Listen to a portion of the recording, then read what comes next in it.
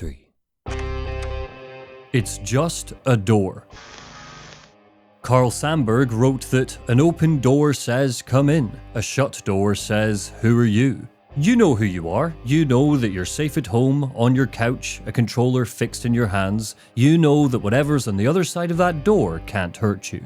So why are you hesitating? Why do your fingers tense as you push that button and watch as it swings open into a black void? It's just a door.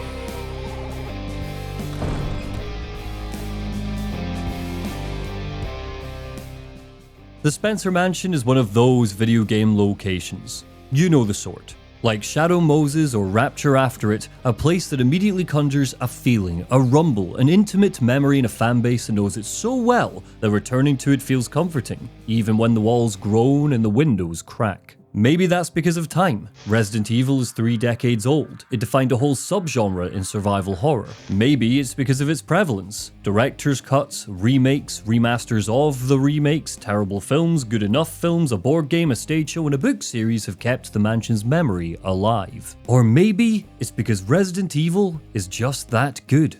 Its tension curdles, its pace is weighted, its undercurrent of corporate conspiracy and bioterrorism is patient, and its mechanical horror hangs on a razor's edge while making an intense, satisfying loop. Many years on, it's easy to roll with its presentation and twists. Of course, the guy who wears sunglasses indoors can't be trusted. Of course, you save your progress on typewriters. Of course, the monsters are a result of underground experiments. Of course, if you take the shotgun, the walls will squish you into a sandwich. But in 1996, the mystery and unknowability of the game seeped into these reveals. Surprises lay around every corner of the mansion, cordoned off by those iconic creaking doors. Despite its secrets being laid bare, the Resident Evil remake is arguably the greatest ever made. I say arguably because I'd argue that. Redesigned from the ground up with new areas, new puzzles, and new story threads, anybody wanting to dip their toe in the bloodied water of gamified horror should start here. But when returning to the remake, it wasn't the crap movies, or the board game, or even the original that played on my mind. It was S.D. Perry's books, a 7-part series that gives an alternative retelling of the Umbrella Saga. They are wonderful, remnants of an era when book tie-ins were all too common and of debatable quality. Perry's writing relies a little too much on the structure of the games. Full chapters are dedicated to solving puzzles players know well, bogging down the pacing. But her first book takes the messiness that comes from combining Jill and Chris's playthroughs into one story that makes it cohesive. All of the stars get coloured in, with histories and backstories that add muscle and sinew, and the way she describes the house stands out. There is a sense of wrongness, an atmosphere of vague oppression. It felt haunted somehow, but by who or what, Jill couldn't say. Resident Evil is big, its characters are larger than life, its conspiracy grows, its monsters are hulking, and its fanbase is feral. And because it's so big, there's no lack of video essays on the series, but I haven't seen anyone reference S.D. Perry's work in their analysis, so to keep things fresh, that's what we're going to do here. The books aren't canon, and frankly, unpicking the true story of Resident Evil is a nightmare. 2 words, fellow fans, clay virus. But there's enough overlap that we can scratch away and find some juicy flavor underneath. The door's open, grab your Beretta and your beret, and join me as we return to the peak of survival horror. This is a commentary and critique of Resident Evil Remake.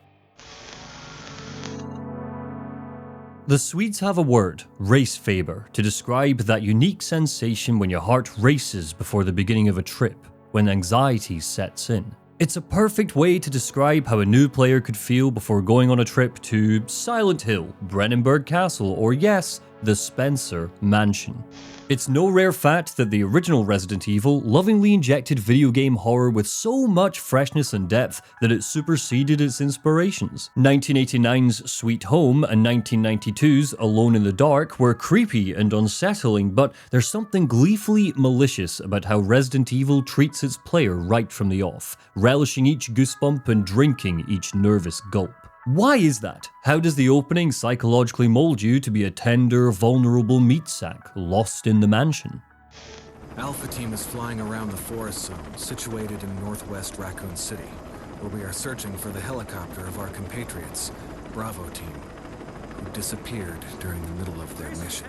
1998, Raccoon Forest in the Arklay Mountains. Our core team, Chris, Jill, Barry, Brad, Joseph, and Wesker, speak the language of special forces. Alpha Team, Bravo Team, compadres, detaching the player from any sense of horror. Stars is a badass team. One of them has a gun the size of a horse's dick, and others sporting sunglasses despite the darkness of the woods. Back at the start of the series, their respective characterizations were pretty one note, mainly because this was the 1990s, and the Japanese development team used Hollywood movies as a reference point for all American heroes. Hideki Kamiya, who started as an environment designer on Resident Evil 1 before leading the creation of Resident Evil 2, named Chris, Jill, and Wesker. By his own admission, he took inspiration from porn magazines. Clearly, they kick questions and ask ass later, so whatever mysterious cannibalism is happening in the wilderness won't be a threat. Right? There is a deep guttural snarl from behind Joseph. From the darkness of the trees, an animal growling, joined by another rasping, throaty shriek. Suddenly dark, powerful shapes erupted from the woods.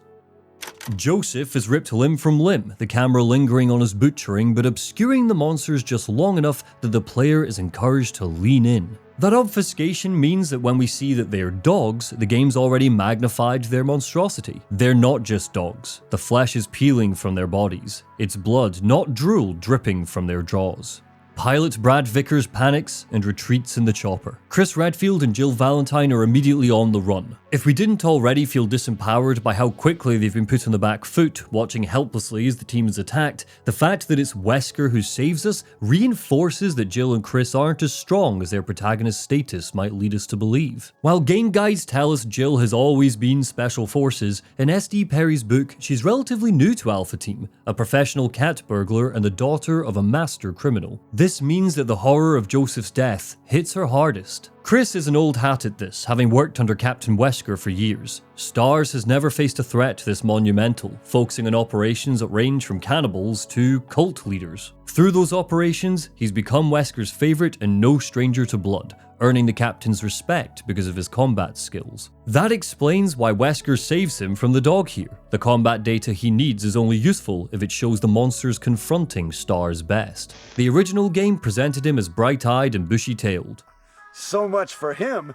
We got to the root of the problem. The remake tries to rectify it by making him more reserved, but in the OG release, it's awkward. Despite that awkwardness, there's effective contrast when looking at Chris through the lens of the whole series. Later games would go on to mold him into a cynical, hard-nosed soldier shaped by the horrors he's witnessed. And that works nicely if you remember the quippy action hero he once was. A gratuitous cinematic that throws the player from a gung-ho vibe to a messy teardown is tried and true territory nowadays. But the way the game confronts the player is where it starts to creep and crawl. Interacting with Resident Evil's objects and environmental details will throw up lines of text. Small observations that fill in the blanks in case you can't scrutinize a room or hallway. Sometimes they're grim and mysterious. A piece of meat from an unidentified source. But other times we can catch a twinkle of humor. Soon, Jill will find a bloated, watery corpse in a bathroom, and after it attacks her, she throws up in the toilet. If you inspect it afterwards, the game dryly comments, "It looks like it hasn't been serviced in a while." Yeah, no shit. They aren't necessarily the thoughts of Chris or Jill. They're fourth wall breaking statements by the game, read like a dungeon master torturing a party. They're for us, not our heroes. The corpse of your comrade Kenneth. It looks like his throat's been torn out. Blood. Let's hope it didn't come from your friends. It's as we race through the woods and reach the Spencer Mansion that the game invites us with a crooked finger and glinting eyes to enter the survival horror. The words sitting small and delicate at the bottom of the screen. It's understated, juxtaposing the full throttle cutscene we opened with. It's also much more than an invite. It's a command. The game feels like an entity. It enjoys creeping you out, speaking to you. Not Chris, not Jill, you. It acknowledges our involvement in the horror. You're part of it now. The game wants to kill us. It doesn't take joy in it. It approaches our death like it's an inevitability. Fear can't kill you, but... The screen reads later when we load back in. Barry. Where's Barry? He's... No. The anxiety is inflated by the mysterious disappearance of either Barry or Chris, depending on who you're playing as. It's unexplainable. Everyone was running in a straight line together. We just saw this. So how did we lose someone? Jill felt that sense of foreboding wash over her again. Chris? His hand on the knob, he turned back and she realized there was nothing she could tell him that made any sense. Everything was happening so fast. There's so much wrong with the situation that she didn't know where to start. And he's a trained professional, she thought. So are you. Start acting like it. On the page, Chris and Jill are set up as comrades in arms. Because she's so new to stars, Chris took her under his wing. Outside of a pointed, "take care," the remake does nothing to set up the partnership that would later define future titles. They're colleagues here, nothing more. It isn't long before you watch as the team is separated and isolated even further, a horror trope strengthened by Wesker's manipulation. He's the one who suggests they look around, and in the book, he's the reason Bravo team went in first. A distant gunshot sends Chris off to investigate, alone as soon as he enters the dining hall, isolation cloaking him and the player. Anticipation central.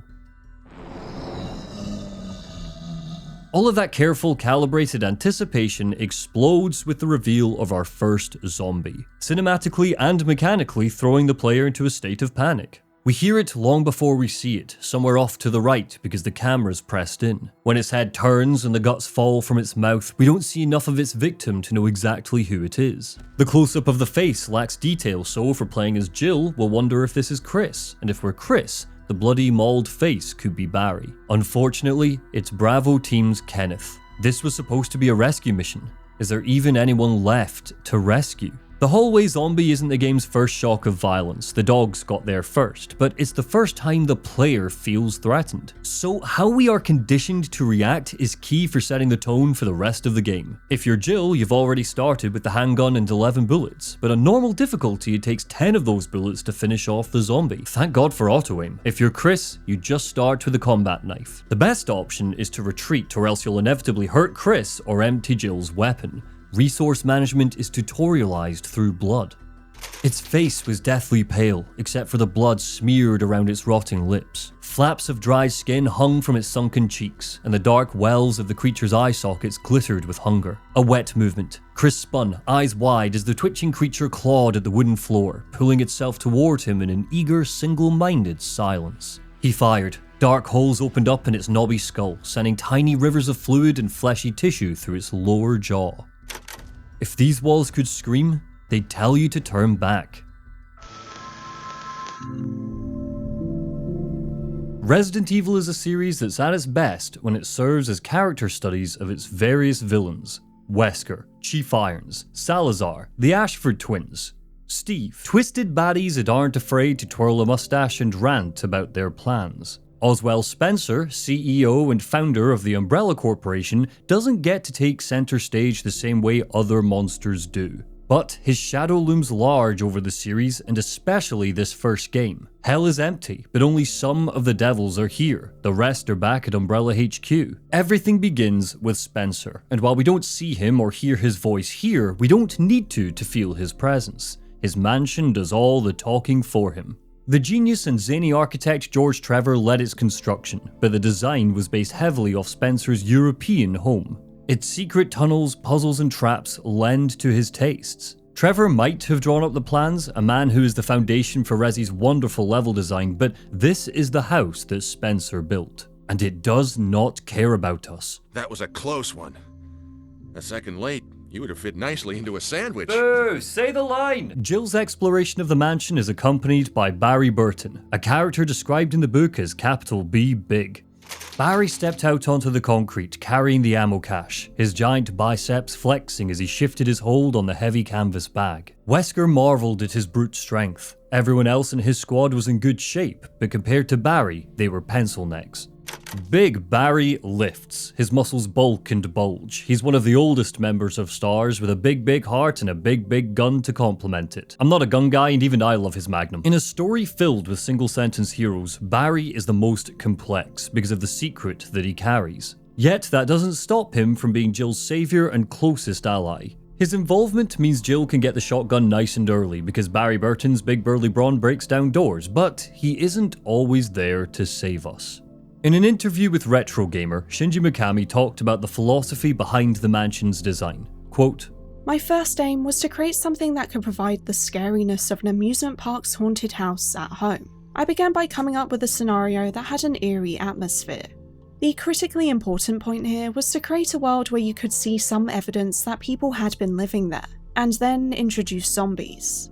The mansion isn't possessed or haunted by evil spirits. A malevolent force doesn't run through its brickwork. Instead, it's immovable and impassive. It doesn't care that we're here, and its traps and trials aren't set up specifically for stars. They were just always there. That means there's a cold unfeelingness to how it treats the player. The mansion just exists. It won't mourn or celebrate our demise. It's not just monsters that are out to get us. Poison gas, falling ceilings, stabbing statues, boulders, crows activated by electric piping are all waiting to be triggered. The environment is lethal, but there's no intention behind that lethality. The mansion's traps are a result of the player's interference, meddling with things they should not be meddled with. In the original game, if you tried to leave the mansion through the front exit, an optional scene would play where a dog tried to rip us apart. Luckily, we managed to shut it before the damage is done, but in the remake, something very different happens.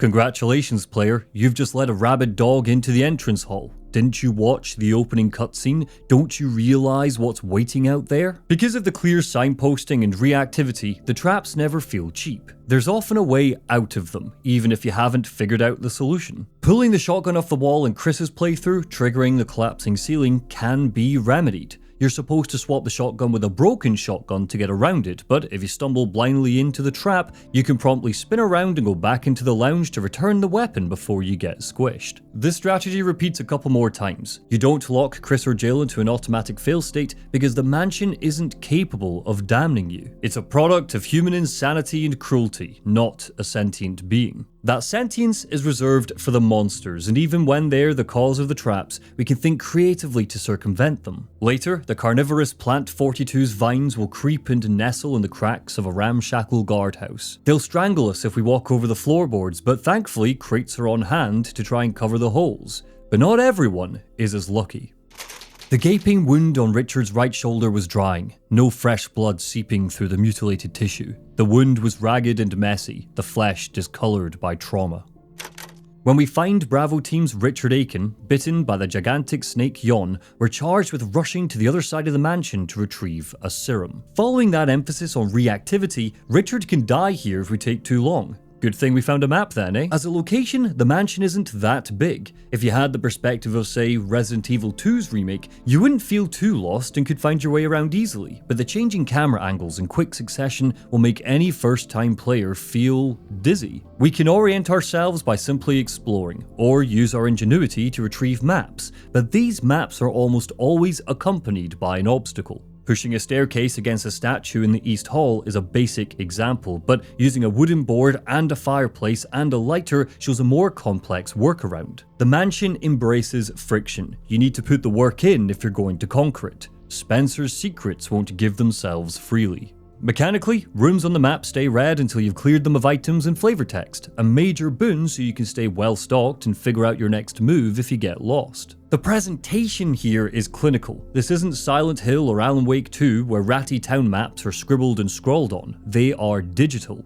Simple. In the book, this is explained by Jill bringing up a blueprint on a portable data drive, but when it came to the original, it was just to keep things streamlined. While the map design is hardly what you're going to remember from Resident Evil, the way the tech contrasts with the brooding, gothic presence of the mansion lends well to the series' overall aesthetic. A clash of the old and the new. Scientific facilities buried under old architecture, well-armed, highly equipped, modern-day heroes exploring rumbling rooms with peeling wallpaper and an unspecified ancientness.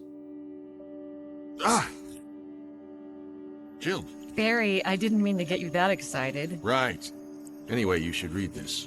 A room dedicated to studying insects highlights that scientific focus. Big Barry and Jill find a will belonging to the researcher Martin Crackhorn. Alma, I've tried to survive only to see you again, it reads, Crackhorn's last words to his beloved Alma. But my efforts only delayed the inevitable. I am infected, and there is no cure for what will follow, except to end my life before I lose the only thing that separates me from them.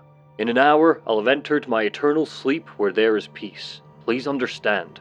Please know that I am sorry. It seems like the mansion was a front for experimentation.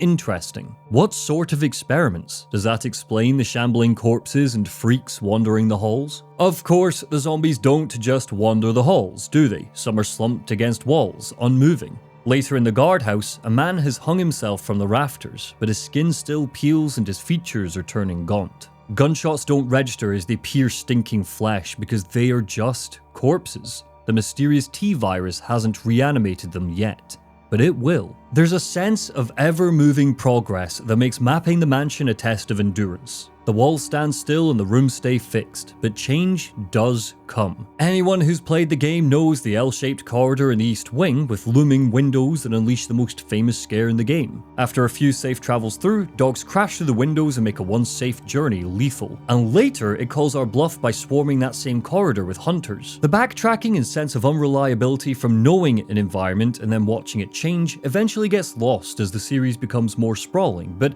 that philosophy is at the core of Resi's DNA. Sometimes the changes don't even carry active threats. The West Wing stairwell sits barren and empty on a first pass through. A gigantic vacant cage signifies that something once lived here but has since escaped. On a return visit, the window is smashed and ravens and crows sit watching us with beady eyes. They won't attack unless provoked, but watch the shadows that lie floating on the floor shall be lifted nevermore. The mansion is supposed to be abandoned when stars arrive, so seeing it as a space that's being lived in cuts through our exploration. Even if there weren't monsters in the halls, you can trace the wrongness through its contrast. Flickering candles tell us someone recently lit the space. Rotting food in the kitchen means that once residents used it to cook something up. Why were they here? What were they doing? And where is Spencer? The eeriness wouldn't be the same if the mansion was overgrown with vines, covered in shattered windows and a shadow of its former self. The hint of recent activity keeps the sense of momentum as we explore. Someone was here, but who? What happened to them? As we run past rain-battered windows, our reflection bounces off the glass. A trick of the light makes it seem like creatures are marching around outside. The rooms are designed to be eerily remembered, partly to engrave the atmosphere, partly to help us keep track of where we need to go when backtracking, and partly to embed Spencer's mind as an overarching antagonist. He leaks through the blood-red wallpaper of the second-floor corridor, the many libraries and studies filled with biological and philosophical texts, or the stained glass window that looks like an ordinary woman on one side and then a witch on the other. Years later, with Resident Evil Village on my console, it's hard not to think this is Spencer's tribute to how Mother Miranda once inspired him. Even benign details bring questions. This stairwell has shackles and chains on decorated walls. What were they used for? Punishment? Prisoners? What's behind this gigantic curtain draped across a room tucked into the mansion's armpit? Why do footprints look like they go straight through this bed? The answer to that last one is clearly because the bed just folds out from the wall, but the way the game positions it with that specific detail highlighted by Chris or Jill makes it seem more mysterious than it is. And those mysteries envelope Spencer as a man because we never learn anything about him aside from his ownership of the house. An old-fashioned gramophone, the game points out. The record is Jupiter. A grimly ironic music piece to anyone familiar with Gustav Holst's work. Jupiter, the bringer of jollity. It's a big, generous piece full of energy and bright, flourishing sounds. There's nothing bright and flourishing about Spencer's estate. Just a few rooms away is Forrest Speier's body, maggots wriggling in holes pecked at by birds. Forrest Speier was dead. The laughing, southern, good old boy with his ratty clothes and easy grin was no more. That Forrest was gone, leaving behind a bloody, lifeless imposter slumped against a wall. His eyeless, streaming stare was the crowning horror, like the killer hadn't been content to take Forrest's life, wanting his soul instead. Well, thanks for the grenade launcher, Forrest. Good thing this isn't one dangerous zombie mode. Suits of armor, crypts, decorative statues, candlelight, classic paintings that depict scenes of torture, a mass graveyard full of blank graves that are stacked haphazardly. All of it is so grand and gothic and out of time that it clashes with stars as a modern-day fighting force with its data drives and weaponry. What hope do mountain cops have against aristocracy? We're not equipped to fight a haunted house, and the environmental design is full of fake-outs.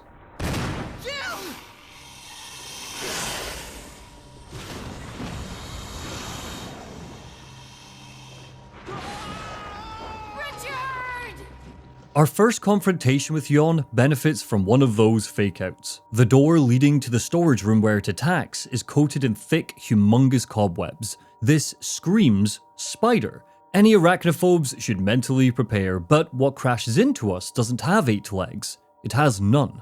Yon's introduction through cutscene is part of the game's insistence on patient fake-outs. The webs are foreshadowing for a threat that won't appear for hours yet, and when the spiders do appear, it's without announcement. They just sit, watching with many eyes, sizing up their prey.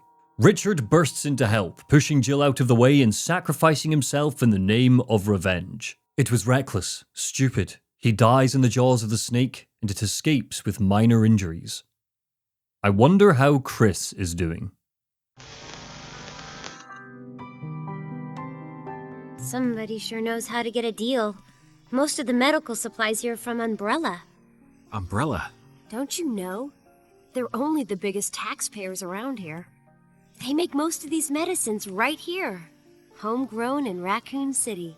If Jill gets Barry, Chris gets the rookie field medic, Rebecca Chambers. She's keeping it together, despite having faced horrors we can barely dream of. Chris has only been battling the evil for a couple of hours. Rebecca's been wading through it for a day. Giant snakes and zombies aren't that shocking for her. Resident Evil Zero's already pit her against scorpions and Leech Queens. Chris realized suddenly what it was about Rebecca that made him feel so protective, that made him want to shield her from the sad, sickening truth. Claire. That was it. Rebecca reminded him of his little sister, from her tomboy sarcasm and quick wit to the way she wore her hair. Listen, she said quietly. I know you feel responsible for me, and I admit that I'm pretty new to this, but I'm a member of this team, and sheltering me from the facts could get me killed. Jill is wilier than Chris, so she can use her smarts to solve puzzles he can't, mixing potions or playing the piano while he bashes his action hero face off the keys. Thankfully, Rebecca's happy to step in and be his brain. It's me, Chris. Rebecca. That sounded like Moonlight Sonata. Does it? How can you tell? If she can crack the case, Rebecca's piano playing will take us one step further to unlocking the door in the east wing that leads to the gardens. She needs some time though, so while she gets to work, let's talk about the puzzles. Because the mansion and surrounding grounds have been designed as one continuous space that forces you to backtrack, our structure is defined by our key hunt. It documents our progress, combating the itch of horror with tasty morsels of fresh access to new places. It also means we're never distracted from our goal: escape the mansion. The game's beauty lies in the fact escape just leads us further in. The original Resi released in the era of red keycards and blue keycards, but Oswald Spencer's extra as hell, so his manse doesn't use cards. It uses jewels and crests and insects and masks and literal keys defined by war iconography: sword, shield, helmet, armor. Those keys lend to Umbrella thematically. They claim to be a pharmaceutical company, but the real money's in war. Of course, their founder would be obsessed with classic war memorabilia, something Resident Evil Code Veronica would later capitalize on. Side note, I love Code Veronica. Dear God, Capcom, hurry up and remake it. It has so much potential in spite of its jank. The game's puzzles are batty because Spencer was batty. His whole residence is one big puzzle waiting to be cracked, and the deeper we go, the more insane they become. Later, in the tunnels, we need to use a crank to turn full parts of rock and rubble, cautiously dodging boulders as they tumble toward us. It's madness, it's nonsensical, and it shows us Spencer's desperate paranoia while bringing a dreamy quality to Resident Evil's scientific gobbledygook. It takes science fiction horror and turns it into magical realism. Chris and Jill won't automatically label the keys they find, so we're encouraged to find the detail ourselves, wallowing in the specifics to keep the immersion. We need to jump into the menu and examine keys and items to see what category they fall into. Shield key. Where do I use that again? Thankfully, the game prompts us to discard keys when we don't need to use them anymore, a carryover from the original. Resident Evil's puzzle philosophy is less concerned with brain teasers and more concerned with point-and-click fetch quests. None of Spencer's tricks are quite Lorelei and the Laser Eyes or even Silent Hill. In fact, some of them are surprisingly banal. The insect room where Jill and Barry found Crackhorn's will is a puzzle that is piss easy. Swap 2 insects around. It tests if you have space in your inventory more than anything else, and even then, there's a deposit box downstairs. Some puzzles are different if you're playing on hard, but there aren't crazy differences to the riddles like Silent Hill would later bring to the genre. There you could change puzzle difficulty and combat difficulty independently. But for example, the guardhouse keypad is color-coded on normal and easy, and on hard there are no colors, so you need to rely on the order of balls on the pool table. On a first playthrough, there's enough complexity to make you think. They mainly act as checkpoints to force you to backtrack and keep the fear. There are a fair few times where you enter a space and are confronted with a puzzle that doesn't need you to leave the room to solve it. Later, in the labs, there's an insane and brilliant sequence where we need to decipher some X-rays by lining them up in alphabetic order, changing a light, looking at glowing red organs, and then using the first letter of each organ to spell a password. These are the more memorable puzzles, but they're in the minority. Holistically, the game loop is less puzzle room and more Scooby Gang scouring for clues. What the Spencer Mansion offers is an elaborate and theatrical escape house. This is Adam Clare, a leading escape room designer and author of the book Escape the Game: How to Make Puzzles and Escape Rooms. I've referenced him before in my Forgotten City critique, but the points there translate to Resi perfectly, so bear with me. Adam claims that escape rooms can come in 3 types: linear, multilinear, and open. Linear is self-explanatory. You solve puzzle 1, 2, 3 in a specified order. Multilinear gives you numerous paths and puzzles to take that all ultimately lead to the same solution. Open is where you get a few solutions to the overall goal. Unlock the door with a key or blow it up with a bomb. Both solve the puzzle of escaping the room. Resident Evil doesn't fall into that last camp, but with the other two, it's a little muddy. Getting a key gives you a temporary feeling of a multi-linear escape room because they don't just unlock one door, they unlock a few. So you can head off and start rummaging around in cabinets and drawers in any order you like, collecting MacGuffins. Often you'll find keys and solutions that only become relevant much later after you've solved other puzzles or unlocked other rooms. You can pick up the wooden shield in the game's first minute, but it won't be useful until you've unlocked the piano room and found all the music sheets, and there's a swarm of obstacles between the two. Even though you're collecting clues in a scrappy and haphazard order, the overall solution to Spencer's escape house is linear. Take one of the first puzzles Chris faces, finding the armor key. There are numerous steps to consider that merge traps, orienteering, and resource management. Reading a memo tells us an important item's attached to a dog on the 2nd floor balcony. We've got to find that balcony and a dog whistle, blow it, kill the dog, examine the collar, examine the coin we get from the collar to find an imitation of the armor key. That's all barely step 1.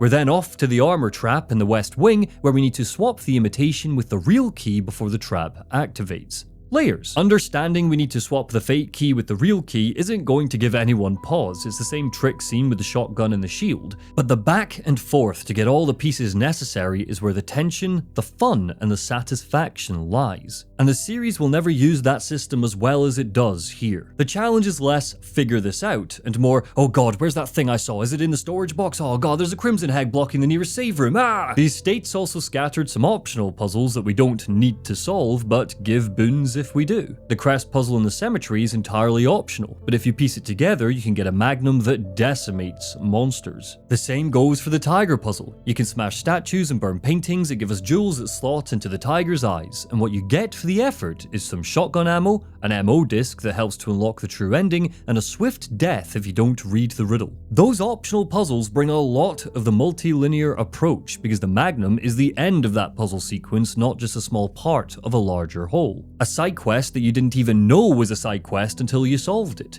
Catharsis comes in the form of the rocket launcher, but it's also built into the Magnum. S.D. Perry's book suffers from her determination to faithfully recreate the Spencer Mansion as one big puzzle. All of our character perspectives, from Chris to Jill to Barry or even Albert Wesker, are purely concerned with solving the next riddle, finding the next key, or usurping the next trap. Some of stars, like Wesker, are characterized by their frustration with the puzzles. Wesker picked up the book, glad to see a title he could read printed across the front, even one as stupid as Eagle of East, Wolf of West. He opened the book almost frantically, praying that he was wrong, and let out a low moan of helpless rage at what was tucked into the sham book's glued pages. A brass medallion, part of a key to yet another of Spencer's insane locks. And others, like Jill, are characterized by their out-of-the-box thinking. She felt her heart speed up a little, suddenly sure that she'd found another of the mansion's traps. A quick inspection of the dusty display case decided it for her. There wasn't any way she could see to open it. a riddle. "Every riddle has more than one answer, Jilly," her father's voice said. "Don't forget it." She grinned suddenly, crouched next to the case, and used the butt of her gun to knock out a thick chunk of glass, reaching carefully inside. What puzzles do, and the main reason they're such a necessary staple for survival horror games, is reset the pace because we're doing something other than fighting monsters. If all we were doing was walking from room to room gunning down zombies, they'd stop being so frightening through oversaturation. But what it also does is act as an unspoken goal that doesn't need the story to grab the player by the shoulders and keep taking agency away with cutscenes and narrative details. That does happen, Resi 1 is hardly storyless, but your immersion remains because you are navigating the mansion, not the game. Barry or Rebecca might keep showing up to help every now and then, but their appearances are limited because we are trusted to figure out our next goal ourselves. Because we take ownership of that goal, we're brought closer to the tension. Practice makes perfect. What's this? For Chris, Rebecca solves the piano puzzle by learning Moonlight Sonata, but as Jill, the onus is on us. I chose to move the cabinet to get some sheet music that leads to me hunting for a final page, combining it, playing piano to open a passage, finding the wooden emblem, swapping it with the golden emblem, using that golden emblem to unlock the clock, and solving that puzzle. The game didn't tell me to do that. I peeled off the layers myself. I am conquering the mansion, and I am earning the eventual rocket launcher. Some of the puzzles bring narrative, or if not narrative, then at least the grotesque. In the guardhouse, we need to rearrange some book spines to form a picture of a naked figure. Through solving this puzzle, we are dissecting this person, rearranging their anatomy to unlock a passage. It lacks gore, but it doesn't need gore to be quietly unnatural. Why this picture? Why all the focus on anatomy? In the original Resident Evil, a gallery of paintings document a man's life from cradle to grave. Using the riddle and under the watchful eyes of Crow and painting, we need to activate them in chronological order, and the implication is that this is likely Oswald Spencer himself. Jill draws the conclusion in S.D. Perry's book. It was a portrait of a middle-aged man, his lined features sagging with exhaustion, standing next to an elaborate fireplace. Black feathers lay scattered around Jill amidst dried mounds of bird droppings. She wondered how the crows had gotten inside, and how long they'd been there. They studied her with an intensity that seemed almost unnatural. It shows Spencer's vanity and obsession with his own mortality, the thing that fuels his discovery of the virus. The 2002 version changes this in a way that I do not love, and it may actually be my only criticism of the remake. Here, it's all about Lisa, George Trevor's daughter and an eventual victim of Umbrella. She's protected by 3 saints, and we need to activate stained glass that corresponds with the jewelry she wears. In a vacuum, it is a brilliant puzzle that shows us the Trevor family unit nice and early. Despite Spencer's demands, George was able to bring the love he has for his daughter into his work, immortalizing her in one of Spencer's insane puzzles. It brings Lisa's tragedy front and center before we even meet her, but I wish it was an addition to Spencer's gallery rather than a replacement, because without his gallery, his presence is weakened. Because he simply knew too much, George Trevor was part of early testing of the virus. It's never directly confirmed where his body is, despite us finding a mock grave that's just a hollow leading to the basement. But I think he's the original Crimson Head, lying in a metal coffin chained to an underground crypt. Once we find the 4th death mask, the coffin crashes into dirt and sand. A creature bursts out of it, bringing a stench like rotten fruit, curdled skin, and an ominous crest shaped like the logo of the Umbrella Corporation. Looks like we can finally escape into the gardens, but we better be careful. Someone's watching us.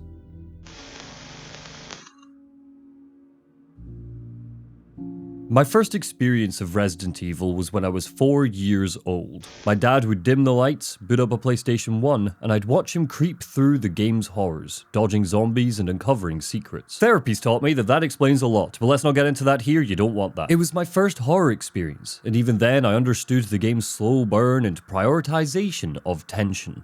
I was terrified, and it wasn't because of the wet gargling of the zombies, it was because I couldn't shake the feeling that someone or something was watching us. Years later, with the remake, I am certain that's text, not subtext. The crisp night air might be a refreshing change from the suffocating halls of the mansion, but we're not out of the woods yet. In fact, we're in the woods. We are literally in the woods. It's not just zombies and crows out here. There's something else lumbering through plants and fauna. Something that can't be killed. Sounds like the perfect time to talk about tension. Somebody respond. Over. Barry? Monster. James. Gun. Ineffective. It's it. In an interview with GamePro, Shinji Mikami said, In the beginning of the game's creation, we considered using Doom-like 3D environments, but we reconsidered. We decided it would be more frightening to have the camera suddenly jump to a different view to heighten the suspense.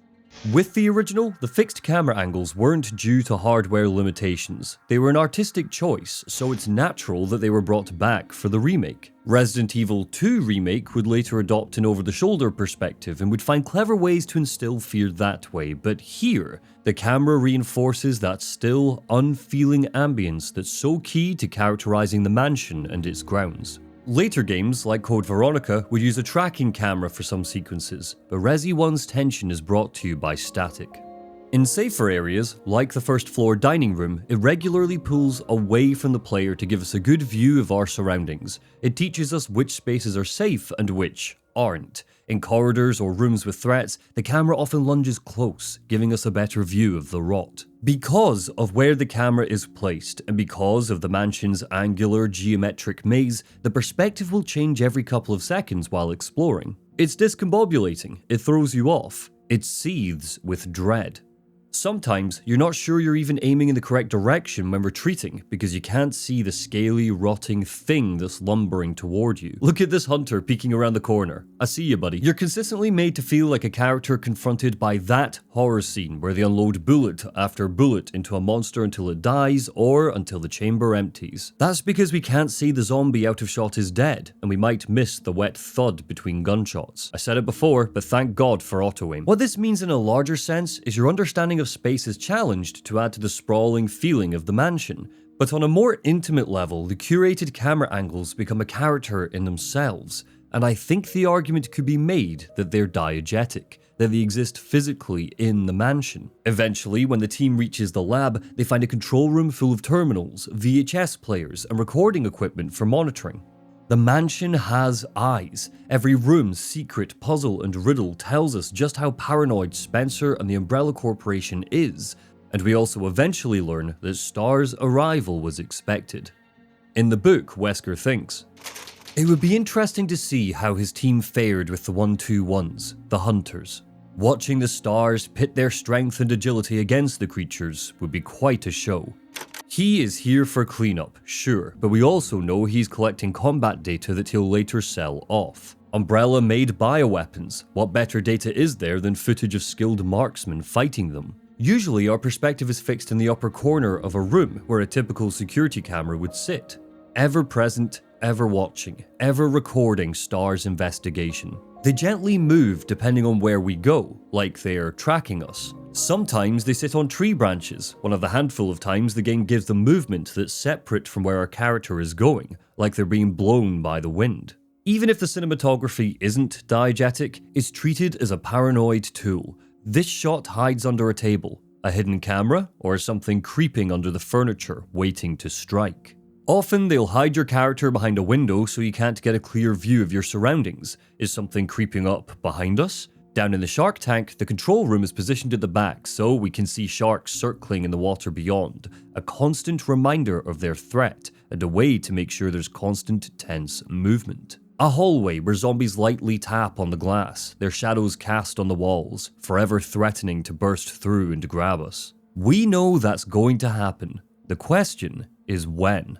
What isn't constantly moving is the player, partly because we've been conditioned to take our time in case we trigger a trap or jump scare, and partly because of the tank controls. Firing while moving is a distant pipe dream. It's all about planting your feet firmly on the ground and gritting your teeth when a zombie attacks. In Alex and Neil's book, Itchy Tasty, the game's producer Yoshiki Okamoto said, "We implemented Devil May Cry style real-time controls into a pre-release build, but the game lost its sense of fear and challenge because the zombies were far too easy to avoid. So we ended up dropping them from the game to keep the tank controls.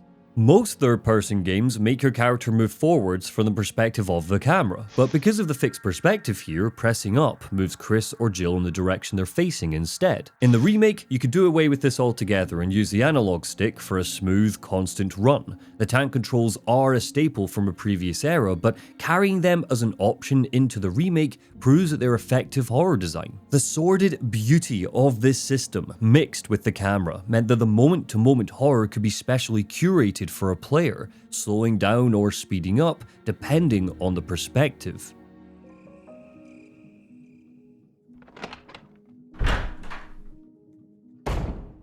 The doorways, once used to segment rooms off from each other and mask loading screens, now act as a forcible means of keeping the pace slow and methodical. They are one of the greatest tools at the game's disposal because they mark the unknowability of the mansion. The fact doors separate rooms, some of which have their own theme music, make everything feel bigger and more looming. This isn't just 3 floors and a basement, it's 56 handcrafted rooms to explore. Hurry up and get to work. Drawing out the entrance to a new room heightens suspense, and because the game's backtracking is reactive, throwing new threats to stop old spaces from growing stale, they don't lose their power.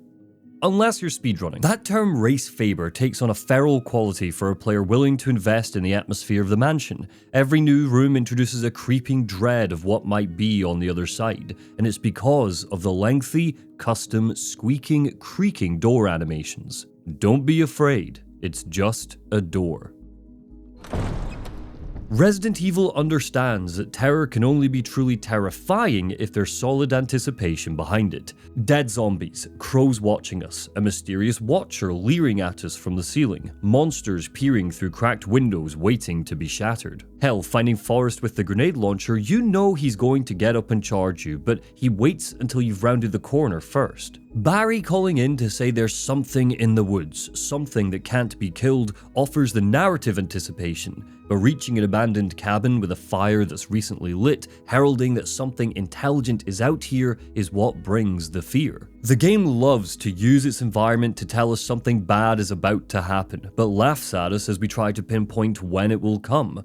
And sometimes it gurgles and slaps us with blue balls. Draining the water out of the aqua ring kills the sharks swinging around in there, but they still flap and flail when we get close. The daddy shark Neptune lies still when we pass him, but then he bursts into life and blocks our way after we solve a puzzle. On hard, some zombies will break the rules. Previously, we were led to believe that we were safe when exiting through a door. A loading screen was a safe space, but on more than one occasion I had zombies bursting out of bathrooms or hallways to pursue me. The Spencer estate is starting to grow ravenous. Surely there's gotta be reinforcements coming, right?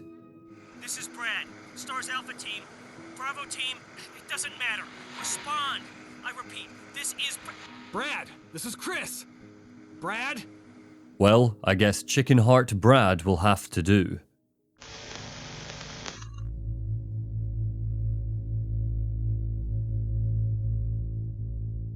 There was a zombie here just an hour ago. I swear there was. I killed it. I emptied my bullets into its melted face and I watched it bleed out. It was dead. Where's it gone? They watched in horror and disgust as the one-armed zombie dropped to its knees and plunged its remaining hand into the other's crushed skull. It moaned again, a wet, phlegmy sound, and brought a handful of slushy grey matter to its eager lips. Even though they're not the only monsters that confront us, zombies dominate the game. They roam the furnished bedrooms of the mansion, they stumble into the woods and gardens, and here, in a guardhouse that houses a terrifying carnivorous plant, they hang from rafters and skulk under beds. But the guardhouse's creatures bring a very different horror tone, the scuttling kind. It's a deceptively simple space. What starts as a key hunt leads us into a gigantic lab in the basement with shark fakeouts, sentient vines, and carnivorous bugs. There's an emphasis on molding wood, water, and plant life, so the natural world clashes with scientific experiments. So, how are we expected to fight those experiments? Across both playthroughs, there's a chunk of firepower to spur us on. The combat knife there is a backup, but really, that's getting chucked unless you want to challenge yourself. A handgun, shotgun, automatic shotgun, grenade launcher, and magnum grow in power as you collect them, but they all have one thing in common: a slow, methodical fire rate. It's something Shinji Mikami has commented on before, the interval between shots. That forced 1 to 2 second break keeps the tension because it gives the monster a chance to recover and close the gap, biting your face off. Weaponry that ties to the game's emphasis on a slow burn is really important to a horror game like this. If you chucked a submachine gun into the Spencer Mansion, the whole experience would turn on its head. Just look at Resident Evil 4's action-packed focus to compare, or how Code Veronica would later try to twist things up by introducing Uzis and a bloody AK-47. One of the ways the remake differentiates from the original is with self-defense weapons. If your prep's on point, daggers and grenades can save your life when a zombie grabs you and chomps down. Combat in Resident Evil 1 is about that preparation, about choosing when to fight and when to flee. The thrill comes from getting through unscathed. The chill comes from sacrificing precious tools to do so. Jill. Barry, I heard someone talking. Oh, you heard. I think age is starting to take its toll. Talking to myself is becoming a bad habit. Talking to yourself? You alright? What's gotten into you? Deep in the guardhouse, Jill finds Barry lost in a hushed conversation with a mysterious someone who escapes before we can identify them. "That wasn't part of our deal," he curses. "My family!" Barry's out of sorts, plastering a fake smile on his face to put Jill at ease, but he's not a very good actor, and in the book she clocks he's up to something almost immediately. We see his internal struggle clearly on the page, shifting to his perspective when Wesker orders him to sabotage stars. Barry could actually feel the blood drain from his face. He cocked the hammer back on the cult, feeling a sudden vicious hatred for Wesker infusing every fibre of his being. "Before you pull the trigger, I should mention that if I don't report back to my friends fairly soon, their orders are to go ahead and kill your family." The words cut through the red haze in Barry's mind, turning his hands clammy with terror. Kathy, the babies. It's bullshit. Nobody's watching Barry's family, but the possibility is enough to twist him up. And that is a similar mindset to how we approach our monsters. It turns out that zombie I killed an hour ago is back, and it's mad. Its flesh has crusted into a shining red, its hands have curled into claws. It has insane speed, a rusted growl, and can slit Jill's throat with a couple of swipes. It's transformed into one of the game's more ingenious changes. It's transformed into a Crimson Head. Not all zombies do this. It's particular to those infected by the Epsilon strain of the T-virus that gassed out of the tyrant hidden in the lab we'll later find. Thankfully, there are a couple of ways to prevent the transformation: lighting a standard zombie on fire or blowing their head off. Head popping comes down to random chance, but there are ways to increase your odds. Angling the shotgun and waiting until they get close doesn't work every time, but it's your best bet. If you're confident that you're carrying a grenade, you can let Chris get grabbed and he'll stuff it in a zombie's mouth. It's all about risk and reward. Or you can just not kill the zombies. It's dying that later triggers the transformation, so you're encouraged to weigh up the pros and cons of letting them live. Take ownership of the mansion, conquer it as a space, map out your favourite routes and clear it of monsters, using precious resources and ammunition to make it safe. Let standard zombie fodder mule about in rooms that are larger and easier to dodge in. The danger comes from how uncertain fighting a zombie is, because they don't all die the same way. One zombie took 4 shots, another in the woods took 8, this one took 6. The same goes for double tapping. You're encouraged to scrutinise the slumped bodies of monsters because a pool of blood will leak out of them to tell us that they're dead. No blood pool means stay back, but sometimes the blood pools will take a second longer than usual, tricking us into shooting them again to be safe and wasting a bullet because we got impatient. I can hear the devs cackling off in the distance somewhere. Bastards. In the remake, zombies aren't Daleks anymore. They can march upstairs. Between that and the potential for them to burst through doors, combat gets riddled with tension and uncertainty. It's damn delicious horror. The dogs, codenamed Cerberus by Umbrella scientists, shouldn't be confused with standard zombie dogs like we'll later see in Resident Evil 2. They're not the result of a lab accident, they are bioweapons specifically created by Umbrella. Dobermans injected with the beta strain of the T-virus. Their flesh has lopped off, but their exposed muscles have grown. They are wriggly and usually attack in packs. Even with auto-aim on, that uncertainty continues because sometimes they'll move too quickly for Chris or Jill to keep up. Your best bet is to whip out the shotgun. The crows are passive observers unless you disturb them or you run near their nests near the cemetery. But did you know that they can hold a grudge for up to 17 years? Creepy. That's why I'm not leaving any of the fuckers alive. Can't hold a grudge if you're 6 feet under. Snakes join the crows in the pest category. Adders from the surrounding Arklay Mountains became infected with the T-virus after snacking on the discarded corpses of animals that had been experimented on. Plop, plop, plop. Chris frowned, an inner voice informing him coolly that he shouldn't be able to hear raindrops over the roar of draining water. He looked up and saw a twisting branch fall. A branch that hit the stones and slid away smoothly. That's not a branch. There were dozens of them twisting across dark stones, hissing and writhing as they fell from the trees overhead. They can poison us, but they're barely a threat because you can run by them so easily. Ah, god damn it!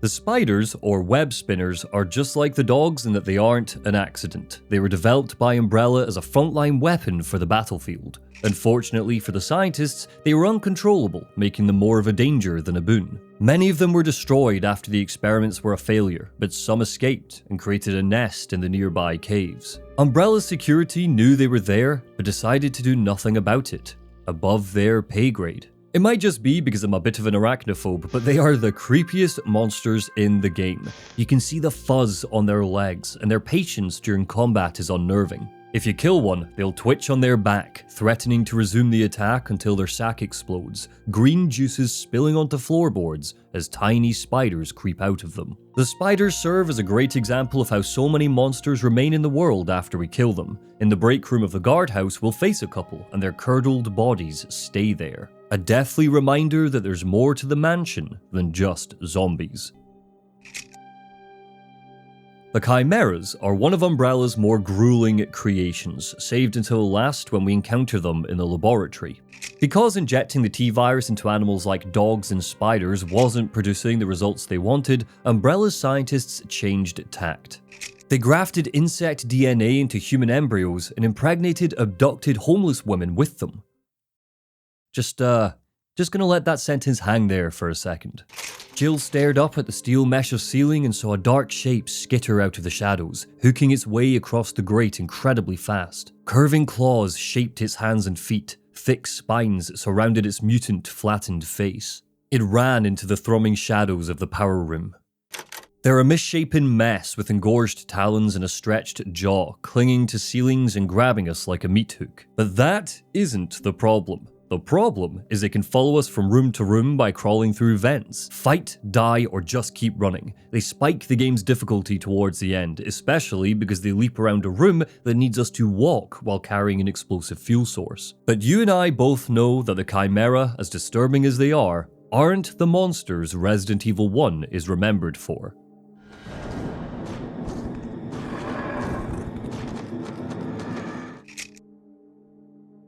Human embryos plus reptile DNA equals the Hunters. Lean, green killing machines tasked with doing exactly what their name suggests, hunting down and killing their targets without prejudice. It's when Jill leaves the guardhouse and returns to the mansion with the helmet key that she's attacked by one, but in the book, Wesker unleashes them in the caves. It was huge, shaped like a man but naked and sexless. Its entire muscular body was covered with a pebbled amphibious skin. Tiny, light-coloured eyes peered out at her from a flat reptilian skull. It turned its strange gaze toward her, dropped its wide-hinged jaw, and let out a tremendous high-pitched screech like nothing she'd ever heard before.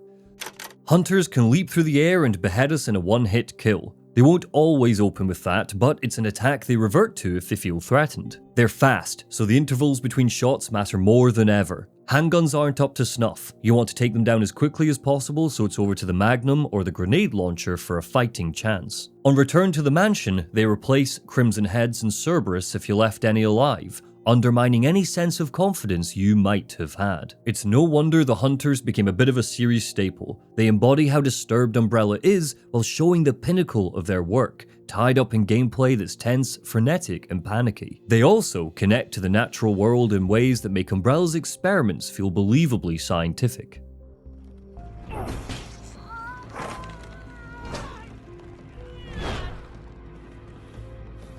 What the hell is this thing? I'm of the firm belief that Resident Evil's scientific tone has long courted alchemy because of its insane environmental design and plot hole-ridden logic. Leeches that make a Final Fantasy character, soldiers that suddenly become experts in making bioweapon antidotes. The T-virus was an aerial outbreak. Why do none of STARS get infected when they explore the mansion? In S.D. Perry's book, Rebecca theorizes that maybe the virus has just dissipated. Narratively cohesive, I guess, but not narratively satisfying. It's one of the reasons why I don't mind the more supernatural presentation of later viruses. Las Plagas, Ouroboros, the Mold, fantasy has always bubbled inside Resi's science fiction. But saying all of that, I love how Resident Evil 1's bigger monsters are unified by the natural world and detail that makes them believable. Plant 42 is the spearhead of that, but the animals of Yawn, Neptune, and Black Tiger continue it. The plant has suckers on its vines that drink the blood of its prey. It was created by the scientist Henry Sarton out of simple curiosity, injecting the T-virus into a plant to see what would happen. It then grew and grew until its bulbs plummeted into the Aqua Ring, a secret lab that was studying sharks, and the water expedited that growth. The level design is informing boss design. They don't exist independently of one another. Playing as Jill, we can be smart about this and kill it without a boss fight if we choose, mixing together chemicals to poison its roots and burn it away. Emergency. Unknown source of pressure detected. Neptune was a great white shark injected with an alpha strain of the T-virus. Unbeknown to the scientists, she was pregnant and gave birth to other infected sharks. Guess Neptune's not a daddy shark, she's a mummy shark. All the T-virus really did was make them more aggressive. There's nothing particularly biohazard about them, and confronting her is less of a typical fight and more of a puzzle boss. We need to drain its room of water and it tries to break in while we race around, spinning dials and pulling levers. She's here to show us the short-mindedness of Umbrella. The scientists didn't even bother to check if she was pregnant, and the only reason she's loose is because one of them went crazy and released her.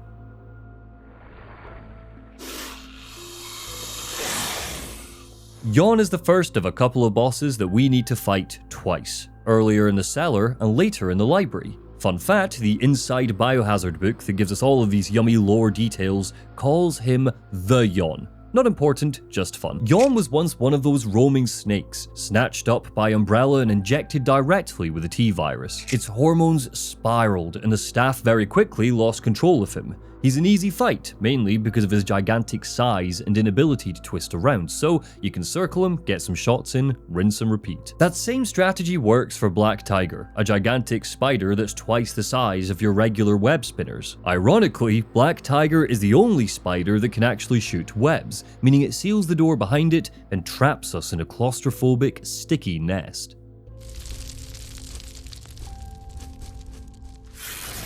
But hey, this is Resident Evil, and Resident Evil likes to be reactive. You don't need to kill Black Tiger if you want to save the ammo. Instead, you can cut away its webs or burn them with a flamethrower and unlock the door to escape. It could have once been a spider, if spiders ever got to be the size of cattle. Jill stared down at the curled, bristling legs of the abomination, her skin crawling. The other creatures had been terrifying, but so alien that she hadn't been able to relate them to anything. Spiders, on the other hand, she already hated them, hated their dark, bustling bodies and skittering legs. This one had been the mother of all of them, and even dead, it frightened her. Being able to trace our monsters' origins to what they finally become heightens their horror and by contrast makes the more unplaceable creatures terrifying because of their unexpectedness. A giant snake, a giant shark, a giant spider. They're traceable so they're believable, and when the grotesque dips into the more fantastical, like with the chimeras, they stand out because it's difficult to see how they came to be, but they exist alongside creatures that are tangible. And if we have any chance of surviving them, we need to start conserving ammunition.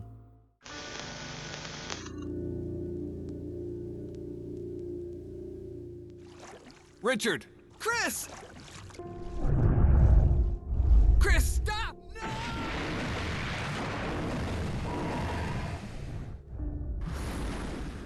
Richard Aiken can't catch a break. Jill saves him with a serum, he's eaten by yawn anyway. Rebecca treats his wounds, he gets eaten by a goddamn shark. When he reaches the guardhouse, Chris internalizes his death, blames himself. His survivor complex creeps out even here, right at the start of the series. I should have watched out for him, he sighs to Rebecca. In his playthrough, Rebecca needs to create the V-Jolt because he's the gung-ho action hero who doesn't understand chemical compounds. Whether you're playing as Rebecca or Jill, it's a stellar puzzle that can also get bogged down by awkwardness. As Jill, we can get stuck with empty containers for mixing the V-Jolt despite not needing them anymore. It clogs up our inventory, so we need to go and drop off some stuff to start the whole process again. Thankfully, we lose them after poisoning the plant, but there's a short period where it gets in our way. Resource management is the mechanical magic that ties the Spencer Mansion together. It ups the tension of fights because ammunition is scarce. It forces backtracking so the mansion can confront us with minor changes and new enemies like Crimson Heads. Nothing respawns. Every tool the game thinks you'll need is achingly placed and will stay there so you can come back for it later.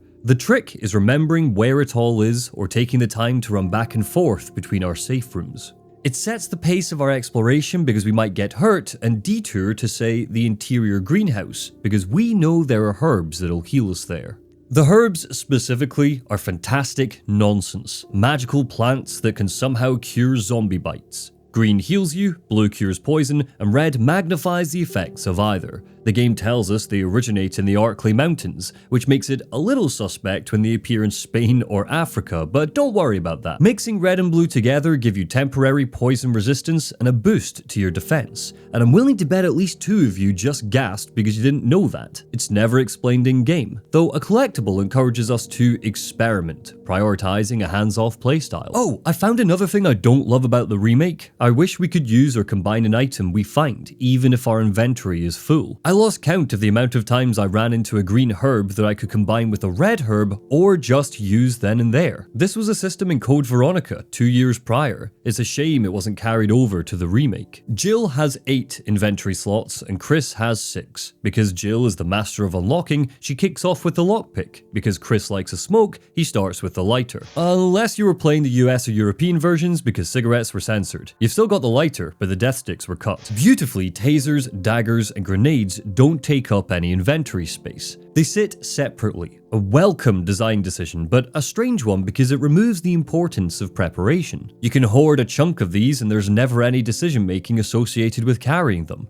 But considering how anal the game is in other places, I don't know, maybe Capcom wanted to throw us a bone. Sometimes you'll find a key or a puzzle piece you've been desperate to nab just for Chris to shake his head that his pockets are full. It's enough to make you cry. Hell, look, Rebecca's crying right now.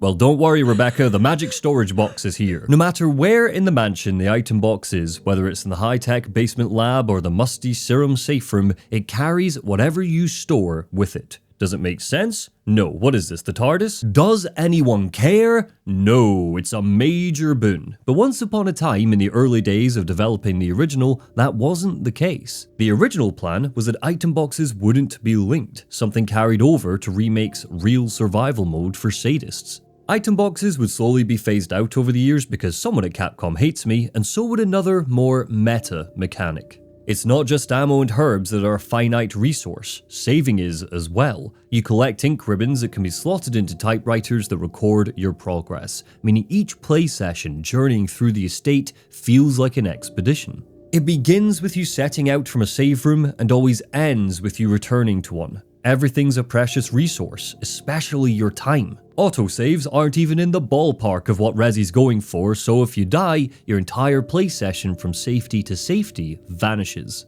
But not everyone's a fan, just take Scott Baird's article for Screen Rant. Ink ribbons were a frustrating mechanic. He wrote in Why Resident Evil Doesn't Make You Find Ink Ribbons Anymore. The finite save amount was made redundant by the fact that the player was always given more ink ribbons than they'd ever need. Ink ribbons taking up an entire inventory slot also added to the annoying backtracking that plagued the earlier entries in the series. Scott's criticism misses the point. Sure, on normal difficulty, the number of ink ribbons drops to a not insignificant 30. Arguably, that's more saves than you should need for a game this contained in scope and length. But Number 1. You don't know how contained the game is on a first playthrough. You don't know how many ink ribbons there are. You don't know how long it is. You don't know that you could be a little fast and loose with them. Number 2. For reasons we've already covered, backtracking isn't annoying, and it's certainly not a plague on this award-winning, commercially successful series. It is the core of the Umbrella Saga's DNA. Number 3. It's a stress mechanic. Sometimes you'll find ink ribbons in save rooms, a convenient gift from the game. But other times they'll be in studies or dining rooms that likely have other precious resources you want to take with you. That's a scenario that forces you to make a key decision, and if you want to do a couple of skirmishes back to the save room to collect everything, you need to dodge or kill zombies that block your path. But oh no, wait, you didn't burn those zombies or pop their heads, so on a second path round, they've turned into crimson heads. Oh god, The ink ribbons compound pressure. Get on board, Scott. I thought you liked this series. This is a survival horror game. Pressure is the crux of the genre. Chris knew he had to save ammo in case he got cornered. His chest tightened. 15 rounds left. He had a Bowie knife, but the thought of going up against a zombie with only a knife wasn't all that appealing. Even in S.D. Perry's book, resource management is a through line. It weighs on the characters the same way it weighs on the player, and in the remake, the space needs to be managed, not just individual items. Herbs lie in planters that we can repeatedly pluck at to heal ourselves, but we can't take them with us and they run out. Kerosene tanks are waiting for us to refill our canister, something that also takes up a slot and can also run out. This means you can't over-rely on the one in our first, easily accessible save room. You have to venture forwards and find another, downing zombies as you go to make another safe route. The door near that first save room has a knob that falls off after using it a few times. The devs know that door is the quickest way out of the West Wing, so it punishes you for leaning on it too much. This door is a resource to be managed, the game says. Save it for emergencies. Wesker? Chris, you're alive. My words exactly. Where's Jill? Thought you were with her. Suspiciously, Albert Wesker is padding around the guardhouse, but because he's a good guy who can do no wrong, he's actually fixed that doorknob for us and has dropped some Heelys in a nearby shed. Tools and equipment that will help us collect his combat data. Thanks, boss.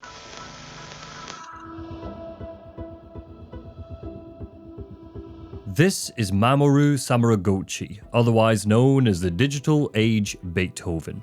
He was given this name because of his status as a deaf composer who had worked on projects like Remember the Cosmos Flower, Orpheus Lyre, and Requiem Hiroshima. He claimed losing his hearing was a gift from God because he could play the works of Beethoven and Bach on the piano by the age of 10.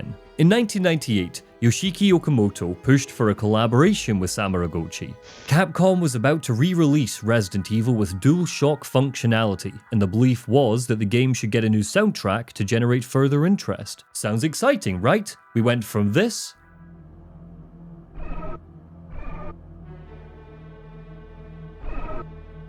to whatever the hell this is.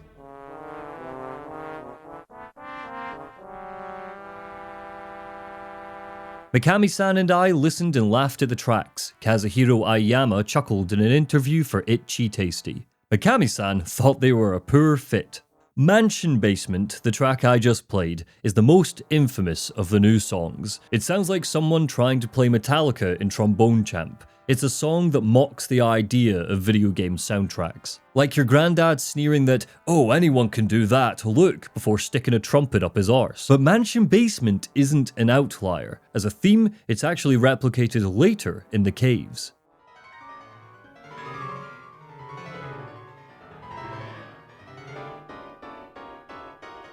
The safe room theme lost its warm fireplace juxtaposed by an off-key howling wind,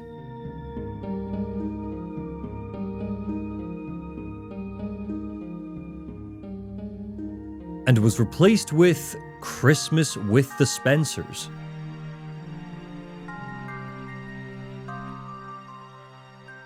On our return to the mansion, unlocking the rooms we left behind, we hear a terrified scream from the upstairs study. Chris races up and saves Rebecca from a hunter. It's panic in a game beat. If we fail to reach her in time, she dies. You okay? I didn't mean to get you worried. We can't stay here any longer. We have to get to the others and find a way out of here. You with me? Yes. Then I'll go ahead. Until then, Rebecca, you're on your own. In the DualShock version, this is the theme we get after saving her.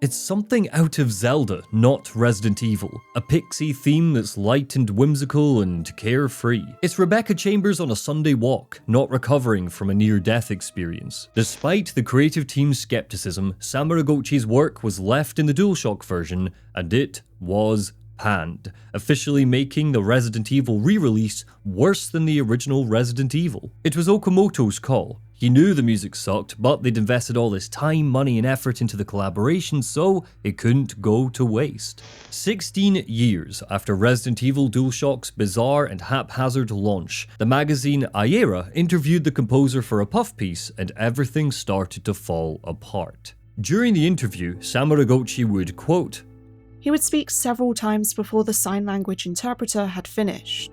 At the end of the interview, when his taxi arrived, he seemed to hear the doorbell ring. It turns out that Mamoru Samuragochi wasn't as deaf as he claimed, and most importantly of all, the majority of his work, including Resident Evil DualShock soundtrack, was written by this man, Takashi Nigaki. The digital age Beethoven conned everyone, including Resident Evil's creators. The moral of his story is be proud of everything you make, even if it sounds like Mansion Basement. Chris' return to the Spencer estate is short-lived. This sequence is dedicated to filling in the gaps, grabbing the last couple of keys, and kicking Yon's ass once and for all. The goal is to find a battery that unlocks the way into the caves, tried and true territory we've covered already, so I'm going to skip all that and zoom in on the way sound is used. Because Resident Evil Remake gets it. Because the mansion isn't sentient, isn't considerate, isn't preparing to devour us, its sound radiates cold unfeelingness and isolation. Stars entered the Spencer estate as a unit. Allies rock up to give advice on the regular, or even leave us cute little notes, so it matters that we don't forget that against the horror, we are very much alone. Isolation's the goal. Sound is the execution. There are distinct periods of negative noise carried from the original straight into the remake. No ambience, no atmosphere, just unflinching, damning silence. The padding of our feet tell us that nobody is coming, and it makes things all the more threatening when thunder rumbles or a dog howls distantly. Notably, thunder never roars when we're outside. That crumbling growl is reserved for when we're inside the mansion. Negative noise adds to the surrealism. It bleeds into the mansion and makes it feel otherworldly because a lack of sound is something that we never experience in the waking world. There's always something, some distant buzz or howling hum that lets you plant your feet in reality and remind you that the world is turning. But there are periods in the mansion where we don't get that security. We get an absence, a void of sound. Nothing is coming to help, not even the wind. Of course, that's not always the case. Sometimes we are kept company by the iconic soundtrack. Resident Evil Remake didn't have one composer, it had three. Shusaku Uchiyama, Makoto Tomozawa, and Misao Sembongi gave us the clock that ticks maddeningly in the dining room's theme, the plucking of strings in the track Vacant Room that wriggled across a full range of notes in quick tempo, simulating panic. Or our first piece of music, the echoing main hall.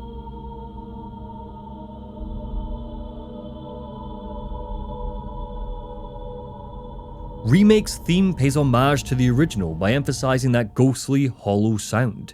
It screams gothic and whispers of a haunting, calm and mysterious to set the tone. For now, in this hall, we're safe, but death isn't far away. In both 1996 and 2002, the soundtrack toyed with you. Sometimes it appears after a door transition to give a new room a sense of identity. Sometimes it evaporates altogether. Sometimes, like in the case of the surrounding woods and grounds, it discards any sense of melody, replaced with a quiet, rumbling dirge that focuses our ears on the howling of dogs or the chirruping of insects. The only place where the music is reliable, where we feel comfortable, is in our safe space.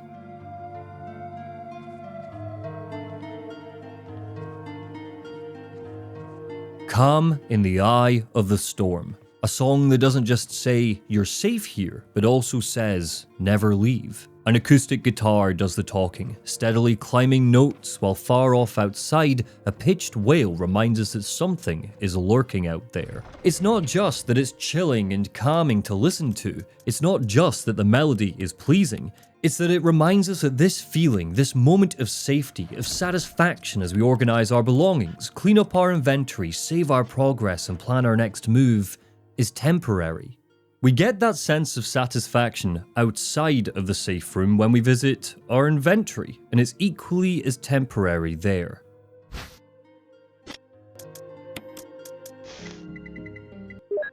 Do enough people bring up the ASMR sound design of this series? Dr. Nasty asked on Reddit 2 years ago. I adore all the menu sounds and love every game has its own sounds for navigating the menu and selecting items. I could listen all day. Well, don't worry, Dr. Nasty, I'm here to back you up, buddy. To complement the digitized map, the sounds in our inventory bleep and bloop in ways that have, personally, become quite nostalgic. It's not just that these sounds are pleasing, it's what they signify. Safety. Solutions. That quick whoosh means you're identifying that key in your inventory. That soft rustle of paper means you're reading those files and memos that will tell you what to do next. When pumping zombies with lead, you can hop into your inventory and combine bullets with your weapon. A satisfying click gives you an immediate reload without needing to waste precious seconds in-game replacing a magazine. They're the same sounds every time. For some games, that might become a criticism. Look at Shinji Mikami cheaping out on the audio. But in Resi, repetition acts as an audio signifier of safety. The sounds are gentle. They don't crack, they crinkle. They don't beep, they bleep. And that is contrasted by the cacophony of noise when things get tense. Boss fights have whirring, whining strings and storming synths. Zombies cough and hack on cysts lodged in their throat. Crimson heads bray and roar with rough, scratched vocal cords. The eye of the storm is only calm because the storm exists.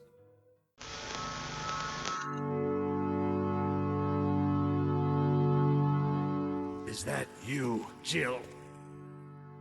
Is that voice Enrico's? Yeah? You're alive! Stop! Are you with anybody, Jill? No, but why? The tunnels that hide behind a waterfall in the garden are, notoriously, the most obscure part of the original Resident Evil.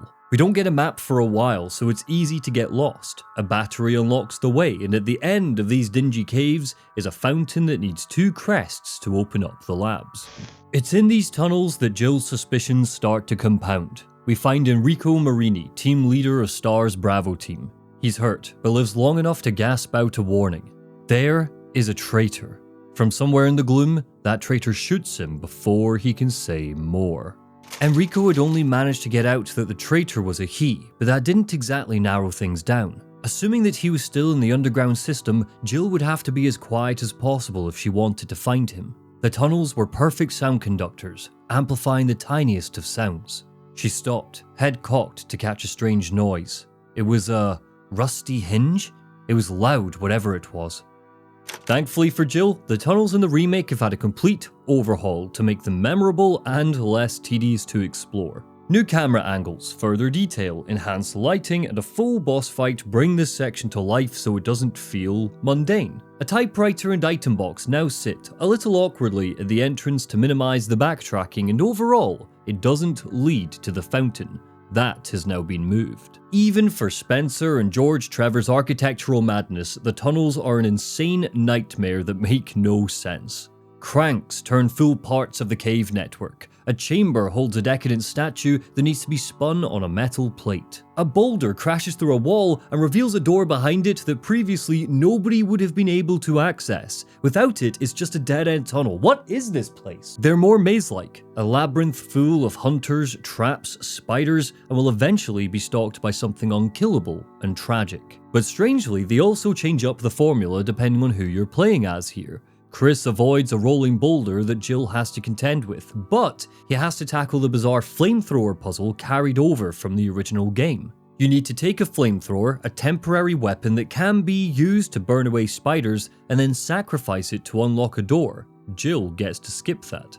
Looking at the wider scope, these aren't the only changes between the two protagonists. Jill gets a grenade launcher, Chris doesn't. Chris starts with a lighter while Jill starts with a lockpick, meaning she needs to find it later before she can start burning zombies. And Chris needs to scour drawers for old keys. That key system specifically alters how you explore the mansion. Jill can simply find some rooms and areas earlier than Chris and access a plethora of resources he needs to wait for. That also makes Chris's playthrough more challenging, because his inventory is smaller so the slots are extra precious. Filling them up with old keys puts a strain on those stress mechanics. Luckily, Rebecca Chambers gives him a minor boon. During our time in the mansion, she can treat any wound when we find her. Chris and Jill aren't complementary stories, they're alternate retellings of the mansion incident. When Resident Evil 2 came around, the development team created a zapping system. You could play as dual protagonists, Leon and Claire, in any order you wished, and whoever you played as second would have changes influenced by the first. In Resident Evil 1 and Resident Evil Remake, there is no zapping system. If you play as Chris, there's no evidence that Jill got to the guardhouse first. You still need to agonizingly push 3 of these crates into the water so you can get into the aqua ring. It makes the canon incredibly messy because elements from both Jill and Chris's tales are welded into the series' overall lore. But when combined, they tell an inconsistent story. In fact, the Resident Evil comic magazine regularly poked fun at that inconsistency. In one story, Chris and Rebecca recap the events of the first game while Jill tears her hair out, yelling that she was the one who saved the day. Chris was locked in a jail cell. Even reaching their respective true endings doesn't make finding the canon any easier. Because of the choice system. We can let Barry die when fighting Lisa Trevor. Rebecca can have her throat slit by a hunter. If we save Richard from Yon's poison in the mansion, Rebecca doesn't help Chris during the Plant 42 fight because she's busy caring for him. There's no V-Jolt option. Sadly, Richard and Enrico end the game as corpses, regardless of what you pick. When looking back at Resident Evil within the context of the full franchise, it's easy to scratch your nose and ask, what is the canon here? In Jill's true ending, she, Brad, Barry, and Chris escape the mansion. Rebecca Chambers doesn't. In fact, she isn't even referenced in Jill's adventure, despite later appearing as a core member of the Raccoon City survivors. In Chris's true ending, he, Jill, Brad, and Rebecca escape, and Barry is left behind while the mansion blows to hell. But later, in Resident Evil Revelations 2, a game that left us on one hell of a cliffhanger that is yet to be resolved, we play as Barry. He directly references the events of the Spencer Mansion. Wesker will later blame Chris specifically for his downfall in this game, but if you play as Jill, Chris gets locked away in a jail cell and sits out all the big beats. Really, their entire hero-villain relationship, something that is important for Code Veronica and Resident Evil 5, evaporates if we take Jill's adventure as gospel. While exploring the mansion, we find a letter addressed to Umbrella's Chief of Security, Wesker, talking about X-Day. It seems STAR's investigation wasn't just expected, but planned. The experiments were unleashed in the mansion so that Wesker could gather up the combat data. This note implies that Wesker lured STARS to the mansion under orders from Umbrella, but everything else in the series, from Wesker's later characterization to his scenes in Resident Evil 0, tell us that this was all his idea, independent of what Umbrella wanted. How much of this does Wesker control? Hell, Resi Zero, a game that was created alongside Resi Remake, tells us that the viral outbreak in the mansion wasn't planned at all, just one of many inconsistencies in that game. A lot of the messy lore of the series was recontextualized in the mockumentary Wesker's Report. It released as part of Resi's 5-year anniversary and came included in Resident Evil Code Veronica. It completely retcons all sorts from the original series and was later rewritten to coincide with Resident Evil Remake. The retcons got retcons, and guess what? That version is also full of more retcons. It's a lot, I know, and to get a grasp on things, there are 3 people I want to introduce you to.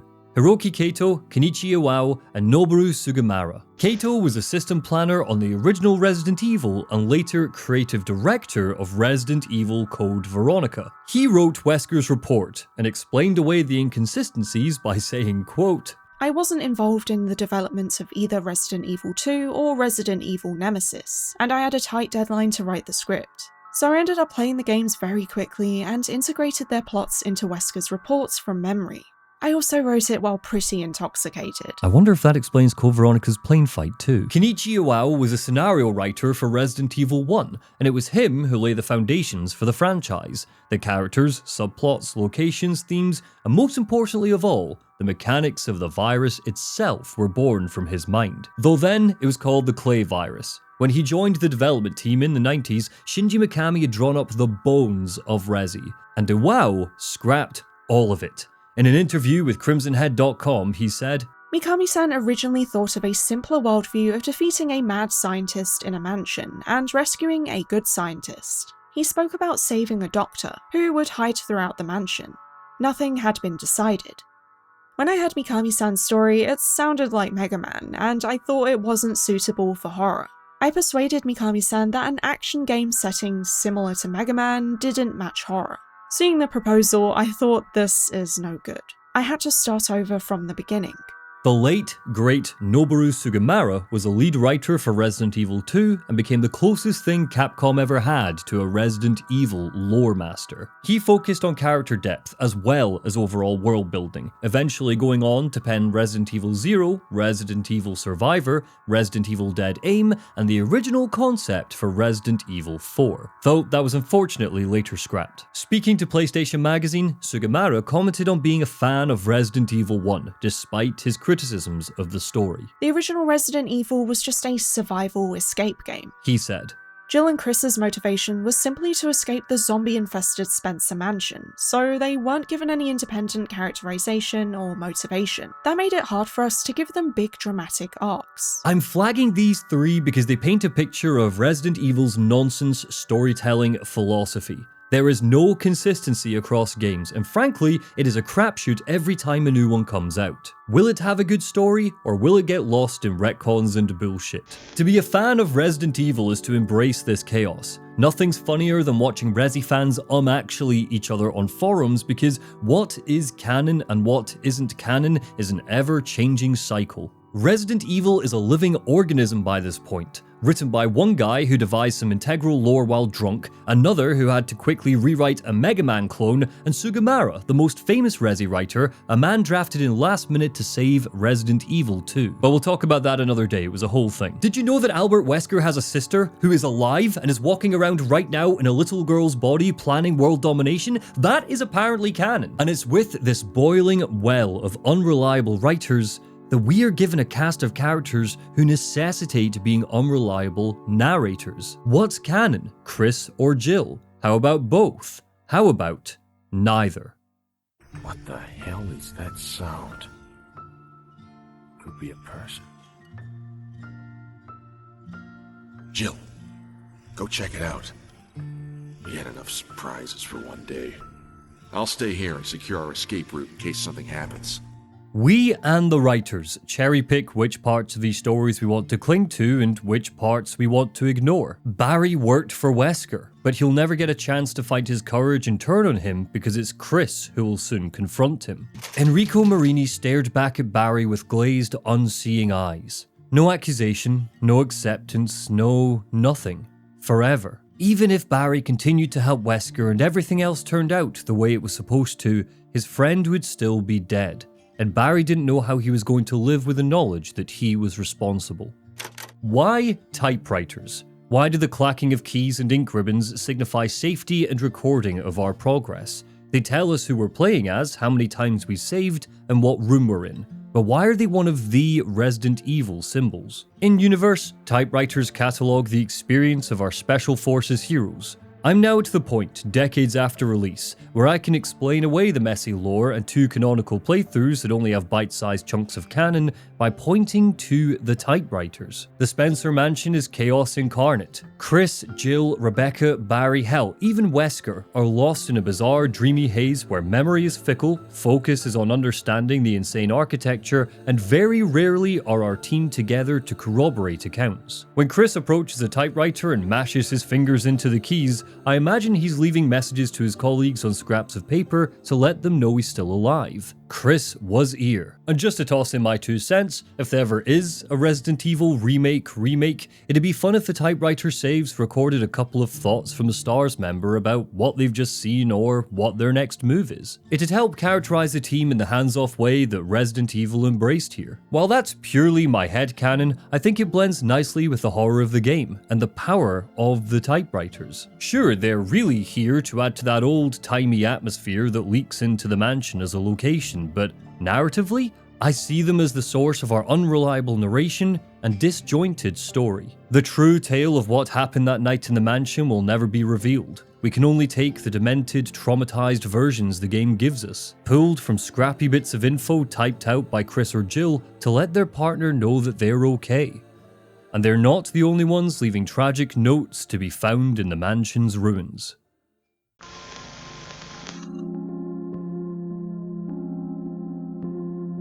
I've put it off for long enough. Let's finally talk about Lisa Trevor. Start talking. Calm down. I didn't want to do it. Believe me, I can explain. Don't lie to me. The passage that ultimately leads to Spencer's laboratory was under our nose the whole time. A metal gate in the entrance hall locks it off, only opened by placing 2 crests in the shape of an umbrella. Waiting for us down there is a mysterious altar. Why is there a secret tunnel leading to the lab entrance? Spencer's paranoia is the only possible answer. Where does this lead? What's hiding beyond? Far below the mansion's decadence is a medieval space with stone pillars chained to a thick coffin. Inside that coffin is the rotten corpse of Jessica Trevor, wife of George and mother of Lisa. Despite no longer trusting Barry, Jill is forced to rely on him as the pair enter the altar. A gruesome monster attacks Lisa Trevor. In Itchy Tasty, Shinji Mikami said, I wanted players to read the files outlining Lisa's tragic story so that they feel a great deal of sympathy for her. That is why I made it optional for players to actually engage in direct combat with Lisa during the final encounter with her. I actually prefer if players don't kill her. I want players to feel a sense of guilt for attacking an innocent victim. She's unique to Resident Evil Remake, so doesn't feature in S.D. Perry's book. A lot of the reworked structure and new parts of the mansion revolve around her. Without Lisa, we wouldn't have the cabin in the woods, the altar, or the change to the tunnel system. She's terrifying for a few reasons. Like Barry and Wesker said, bullets don't work because the virus regenerates her wounds so quickly. Curated sound effects we won't hear anywhere else give her a recognizable soundscape, so we're trained to fear rattling chains. Her cabin has fresh firewood burning, indicating intelligence we haven't seen in the slavering husks wandering the mansion. Confronting her in the tunnels makes such an impression because we're trapped in a cave network with a creature we can't kill. She's also the most grisly of our monsters. Her raw, disgusting form is ironic because it heightens her tragedy. The most terrifying creature in the game is also the most heartbreaking. Lisa Trevor was given the Type B progenitor virus, Oswell Spencer's second victim. Her mother was his first, given Type A. It killed her. Lisa was just a child when she was ripped away from her father, and the whole Trevor family suffered at Spencer's hands. George was driven mad, desperately searching for his family in the mansion that he built. Jessica may have died from the experiments, but Lisa was transformed. Her back has twisted into a hump, her arms dangle low. Seething tentacles burst from her flesh as a defense mechanism, but it's her face that bottles the fear. I found Mom, her diary reads. We ate together. I was very happy, but she was a fake. Not my real mom.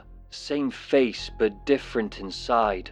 Have to find Mom. Have to give face back. Nobody can have my mom except me. I attach her face to me so she doesn't go away.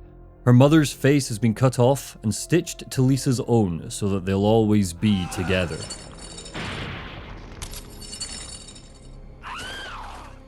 Lisa matters, not just because she helps to characterize George Trevor, which she does, and not because she's the origin of Resident Evil 2's G-Virus, which it turns out she is, but because she's a completely innocent party in the mansion's history. All of the zombies we hack and blast through are guards or scientists, and as we learn more and more about the corruption that stewed in the mansion, they become less sympathetic. While nobody's blaming Andy the Watchman for the experiments, nothing is as explicitly tragic as Lisa Trevor. She was just a little girl, and they tore her apart. Since the fall of the mansion, she's found sanctuary in the dark. A cavern full of dolls, lit by flames, showcase her infantilized mental state. What Umbrella did to her was so cruel that it fractured her mind. A small, sad moment poking out from the pulp. Lisa Trevor is the tragedy of the game. The book sets up that sort of tragedy very early by focusing on 2 children in Raccoon City that were killed by zombies. The photo trembled slightly in Jill's hand, sparing her nothing. Becky, lying on her back, staring blindly at the sky, a gaping, ragged hole in her belly. Pris was sprawled next to her, arms outstretched, chunks of flesh ripped savagely from the slender limbs. Both children had been eviscerated, dying of massive trauma before they bled out. If they'd screamed, no one would have heard. It gives Jill a personal stake because they were her neighbor's kids. Their deaths haunt her as Stars gears up to head into the Arklay Mountains. The game doesn't have this emotional connection for Chris and Jill because it's punctuated by the various corpses of their friends in Bravo Team. Instead, there's a macabre depression that stains the environmental design and collectibles when they talk about human beings. Lisa's story is printed on her mother's face. The mansion's is more eclectic. It's the variety of voices that stands out when it comes to Resi 1's documents, memos, scientific reports, and diary entries. The Trevors, Umbrella management, scientists both zealous and begrudging, guardsmen both confused and horrified, it all paints a vast conspiratorial picture. The most famous diary documents a guard who got exposed to the virus and was swiftly quarantined. He tore his friend's face off and tried to eat it, but the violence is secondary to what it teaches us. The hunters are teased, and the mechanics, the symptoms of the T-virus are laid out for us with frightening clarity and simplicity. Itchy. Tasty. Any exploration of the T-virus strengthens the mystery. Back in 1996, it was only named specifically in 2 documents, its name deriving from the tyrant that we'll eventually meet. Generally, it was just a virus. Outside of Plant 42 and the VACT memo in the lab, the remake doesn't lethargically document the virus with scientific reports because learning too much about the intricacies of the thing would bog us down. It wisely leaves the majority of the virus talk to its victims. Some of these files are pieced together to form a larger whole, like the document describing the V-Jolt poison that kills Plant 42. We're rewarded for our exploration not just with intimate personal accounts, but answers to riddles and ideas that let us think outside of the box. Without this documentation, we would just charge into the boss room and start blasting. Other files are here simply to warrant game mechanics. The herbs are nonsense. How would they possibly protect us from zombie bites? But look, here's a file that legitimizes the whole thing, so it's all good. What the Spencer Mansion gives us through these many pieces of optional storytelling are threads that don't always connect, but do return to Umbrella's experiments and the human impact. In room number 1 of the guardhouse, we can find a suicide note written by a man infected by the T-virus and planning to kill himself. Next to it is an unfired gun with a single bullet that we can use, and a zombie creaking back and forth from a noose. There's a whole narrative locked in here waiting to be found. It makes the horror more weighted.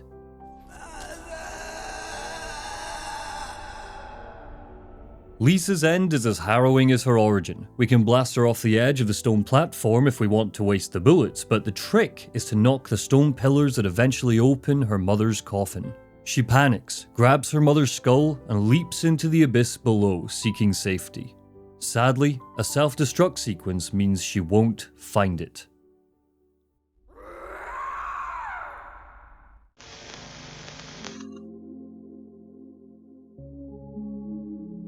Nowadays, we know all about the Umbrella Corporation. They're synonymous with secretive corporate evil. But when the original Resident Evil released, the first 3/4 of the game had barely a whisper of who they were. This was just a spooky house with spooky supernatural zombies. The unraveling of the mystery was clouded. Each new horror beyond a zombie added to the fear because you never knew what was coming next. Was it supernatural? No. Umbrella's status as a shadowy conglomerate has evolved into something all too plausible and familiar. It's just if there was an Umbrella in our world today, it would be buried in shell companies. Spencer's laboratories feel alien. Resident Evil's lab horror is a clinical stone bunker. Cold lighting is cast against test tubes full of watery shapes and hospital gurneys. That alien presentation comes as a shock. Even after the aqua ring of the guardhouse, we're used to forestry, candles, carpeting, ancient pictures and naked statues, not blood-stained tiles and fluorescent lamps.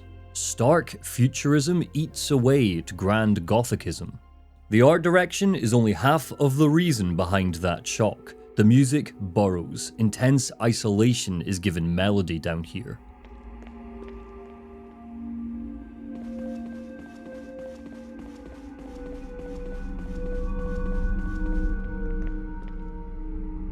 It sits heavy. Every note played on the electronic pipes is long and distorted, without breaks, beats, or pauses. Drops splash far away, echoing throughout the bunker to reinforce how lifeless it is.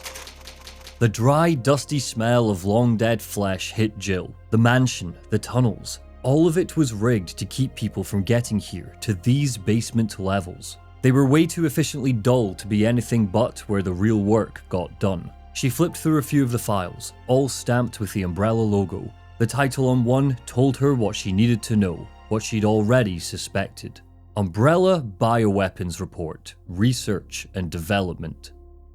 Our closing hour is mercifully small without making us feel rushed. Umbrella's secret lab was intimate to highlight how small and secretive the team were who worked down here. There's plenty of ping-ponging and backtracking so Crimson Heads and Chimera can ambush us if we're not careful, but the point of all of this is to show where it all started. The heart of the Spencer Estate's darkness. It's a space that teaches us about the specifics of Umbrella's cruelty. The scientists kept zombies in fucking body bags. It wasn't just that they knew what the T-virus did long before the outbreak, they engineered it, lost control of it when it evolved into the V-Act strain that forms Crimson Heads, and kept engineering. A self-destruct sequence sits as a contingency, waiting to be activated. It will unlock every door down here, except for the prison cell. Anyone unlucky enough to be captured, like the Trevor family, are doomed to be part of the explosion. No evidence. No witnesses. Thankfully, we can crack the lock. Chris? Jill. Chris, Wesker's the... I know. Depending on who we're playing as, Chris or Jill will be trapped in that cell. The Star's traitor has sealed them away so they don't interfere. Breaking them out is optional, a reward for intense, dedicated exploration. 3 memory disks release the locks, but they've been scattered. One of them is buried under rubble in the tunnels, for Christ's sake. They don't make it easy, but if saving everyone was easy, this wouldn't be a horror story. The experiments are just one part of what makes Umbrella such a sinister force in the Resident Evil universe. Like the monsters it's created, it's unkillable. Even after the company gets disbanded, even after the series tries to move on from it, Resident Evil as a franchise can't escape the iconography. There might be a secret, dingy, gore-soaked lab in the basement of a mansion in the woods, but the implications of Umbrella as an entity are what make it so terrifying. It's everywhere, it's inescapable, and for the people of Raccoon, it's dripped into the very fabric of the city. We learn about the Raccoon Sanitation Danger Committee. A fax addressed to them reads, "We suspect the first official intervention will come from Stars. We strongly recommend taking measures against them first." Something as mundane as a sanitation service is actually an Umbrella front preparing for our arrival. A poster in the guardhouse for an arm wrestling contest declares the winner will be named chief for a day of the Raccoon City Police Department. It might be a joke prize, but with everything we later learn about Umbrella, the RPD, and the chief, Brian Irons, is it? The police force is under the company thumb. Are Umbrella's staff playing games and competing for the right to pick what tune the chief dances to? There isn't a game dedicated to sealing the cap on the Umbrella Corporation. In the original timeline, Resident Evil Code Veronica would end with the hopeful and determined Redfield siblings jetting off into the sunset, making plans to take down Umbrella once and for all. By Resident Evil 4, the corporation is destroyed by government intervention and the stock market. Stars, Claire, and Leon just survive. They never get to take the fight to them. Disappointing narratively? Absolutely. But the withered way that Umbrella is eventually beat lends to his presence here as some secretive, larger-than-life entity. The Spencer Mansion is just the start. Cut one head off the snake, and another will grow back. To do some real damage, you've got to burst it from within. Good thing, then, that Albert Wesker is hard at work. Why eliminate Stars? Believe it or not, that's Umbrella's intention. You're just a slave of Umbrella. Smart girl, but I think you misunderstand me. In the first Resident Evil, Albert Wesker is a complex enigma masquerading as a surface-level baddie. Across the franchise, he wears many masks. An Umbrella scientist, chief of security at the Spencer Mansion, a formidable strategist, captain of STARS, a man whose only concern is looking out for number one, and a clone created as part of a eugenics program, but don't worry about that bit. Calling him the STARS traitor would be doing him a disservice. He's been manipulating everything, all night. He released the Hunters, he scattered the memory disks, he knew about the outbreak and sees Umbrella's mess as an opportunity. He says that STARS have always been under his control, but it's Barry Burton in particular who's been his victim tonight. Wesker blackmailed him into being an accomplice, but seeing he's been manipulated, he finds his strength and pulls out his gun. Umbrella have big plans for some of us, Wesker said. It's you sniveling do-gooders that they don't want. The red, white and blue, apple pie, all that happy bullshit. Barry slammed the butt of his Colt into Wesker's skull as hard as he could, dropping him like a ton of bricks. He turned to Jill, eyes swimming with apology. Jill, I'm so sorry, I never should have believed him. Barry's the crux of the character drama and emotional conflict. Wesker's betrayal is predictable, we find numerous clues before the grand reveal, but Barry has been a reliable friend in the story and the gameplay. Knowing Wesker twisted him brings the heartbreak, and seeing him finally turn on the bastard gives us a cheesy gung-ho hell yeah moment that paves a path to the rocket launcher. Resident Evil's warm cheese doesn't just come from the awkward dialogue or Jill sandwich jokes, it comes from the cathartic beats too. Get him, Barry! Chris doesn't get the catharsis of Barry's courage. Instead, it comes from being a chucklefuck. The ultimate life form. Tyrant.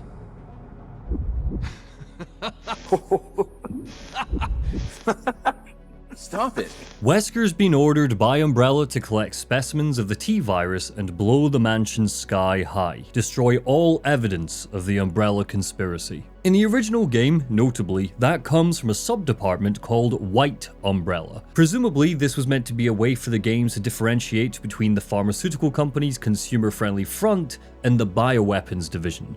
The remake rightly cuts that. He's doing as he's told, but he's also been collecting combat data of STARS fighting the bioweapons. After the mansion goes boom, he's going to take the data and the specimens and sell them. He sees the way the wind's blowing for Umbrella, thinking it's built on great ideas executed by fools. Specifically, he fundamentally disagrees with the final order they gave him. Umbrella want him to dispose of their masterworks, the T2 Tyrant. They seem to think it's imperfect, hell Chris thinks it's a damn joke, but Wesker disagrees. By the time Resident Evil 5 rolls around, he'll embrace Spencer's belief in eugenics. The kernel of that belief starts here. He thinks the Tyrant is the perfect specimen, the peak of human evolution. He's wrong, classic eugenicist. One of its arms had been altered into a cluster of massive dragging claws hanging past its knees, while the other seemed ordinary if overly large. There was a thick, bloody tumor protruding from where its heart would be, and Jill realized, staring at the bulbous mass, that it was the thing's heart. It was pulsing slowly, expanding and contracting in slow, rhythmic beats. The Tyrant is released, but it rounds on Wesker and slashes him through the gut. Cue boss fight. The U-shaped arena's the true threat here. Tyrant fills the walkways, so squeezing by him is a risk. Thankfully, the peak of evolution is a wee bit sleepy and we can blast him back with the Magnum or grenade launcher. Ah, but look closely. There's no pool of blood under his body. Dun dun dun! In the book, Wesker is written strangely. He comes across as more of a meathead jock than a calculated manipulator. He stumbles through the mansion's traps and puzzles. He's gleeful when he blackmails Barry. He also fails a lot. There are numerous scenes where he's walking down a hallway, hears Chris or Jill in the next room, and needs to scurry away so they don't see him. His position in the book is less cat and mouse, and more hide and seek. The games let a sick humour slip out from his cold mask, but it's something that evolved as the franchise became more camp. Resident Evil 5's 7-minute playtime is iconic. Code Veronica has a barely disguised rage that combats his mirth. His reference to stars as his little piggies in this game show his sociopathy, but it all feels more effortless than what SD Perry gives us. In 1996, his characterization was minimal, so Perry didn't have much to go off. She molded Albert Wesker into a vicious, hateable bawhead. A bit clumsy, a bit dim, quite playful, and very, very horny. This room is comfortable, Wesker thought. Maybe I'll take a nap while the rest of them catch up. Dr. Ellen Smith shambled out to greet him. He'd tried to get a date with her ever since she'd moved to Raccoon, drawn in by her long legs and platinum hair. Not only had she turned him down, she hadn't even been nice about it. When he'd called her Ellen, she'd informed him that she was his superior and a doctor. Ice Queen, through and through. But now, her beauty had faded. "What beautiful perfume you're wearing, Dr. Smith," he said. Then, 2 shots to the head.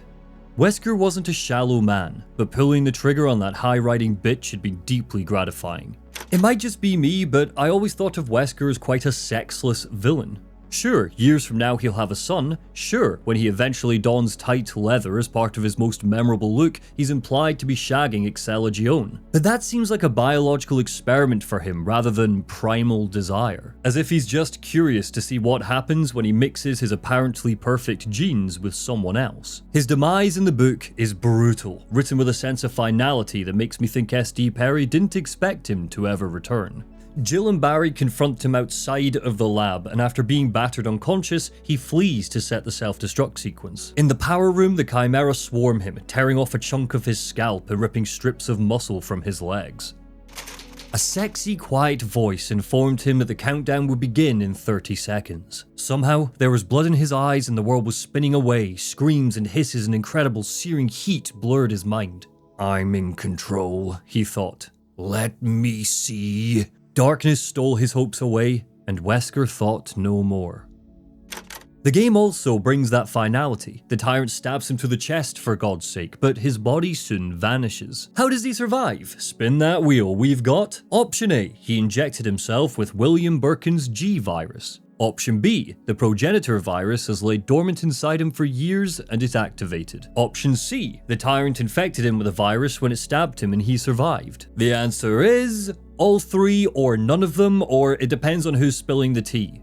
Virus. The Umbrella Chronicles say it's the G virus. Resident Evil 5 says it's the progenitor or T. Wesker virus. Wesker's report tells us it was the tyrant. The retcons cast a murky cloud over him as a bad guy. He is the Resident Evil villain, and like a certain clown, he prefers an origin story woven by multiple choice.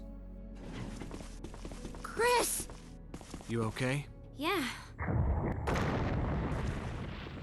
In supernatural horror stories, sacrifice is one of the key ways we banish evil. For recent film examples, we have Nosferatu or Smile. For game examples, Silent Hill 1 hinges on sacrifice, and Alan Wake 2 asks what sort of sacrifice is necessary. As if sacrifice is the only way to defeat something so impossible because it defies logic and meaning. You must lose something to defeat something so cosmically evil.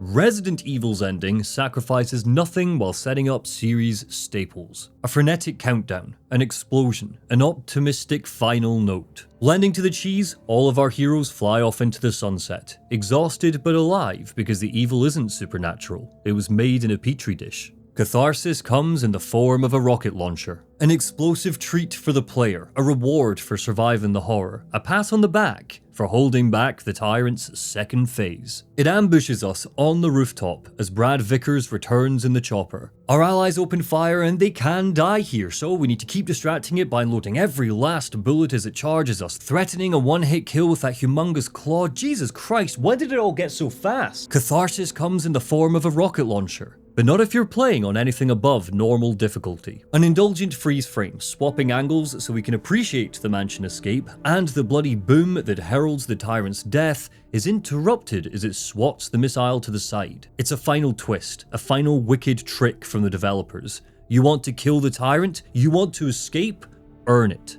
Catharsis comes in the form of a rocket launcher and a mission complete screen, ranking your progress. Chris, you did a fine job. Thanks, Wesker. You know, that means a lot. The four of them were quiet as Brad piloted the copter back toward the city, and though he had a million questions, something about their silence didn't invite conversation. Chris and Jill were both staring out the hatch window at the spreading fire that had been the estate, their expressions grim. Barry was slumped against the cabin wall, looking down at his hands like he'd never seen them before. The new girl was quietly moving among them, treating their wounds without saying a word. Are you glad you opened that door yet? Are you glad that you got to play one of those games? You know the sort. A game that immediately conjures a feeling, a rumble, and an intimate memory for a fanbase that knows it so well that returning to it feels comforting. Even when the walls groan and the windows crack. Maybe that's because of time. Maybe it's because of the prevalence. Maybe it's because of its retcons and revisions and adaptations. But let's not kid ourselves. It's because Resident Evil is just that good. Hell is empty and all the devils are here, he says with creeping embers running through his skin. Mark his whisper, corrosive and withered, he says, come with me, come with me, come with me.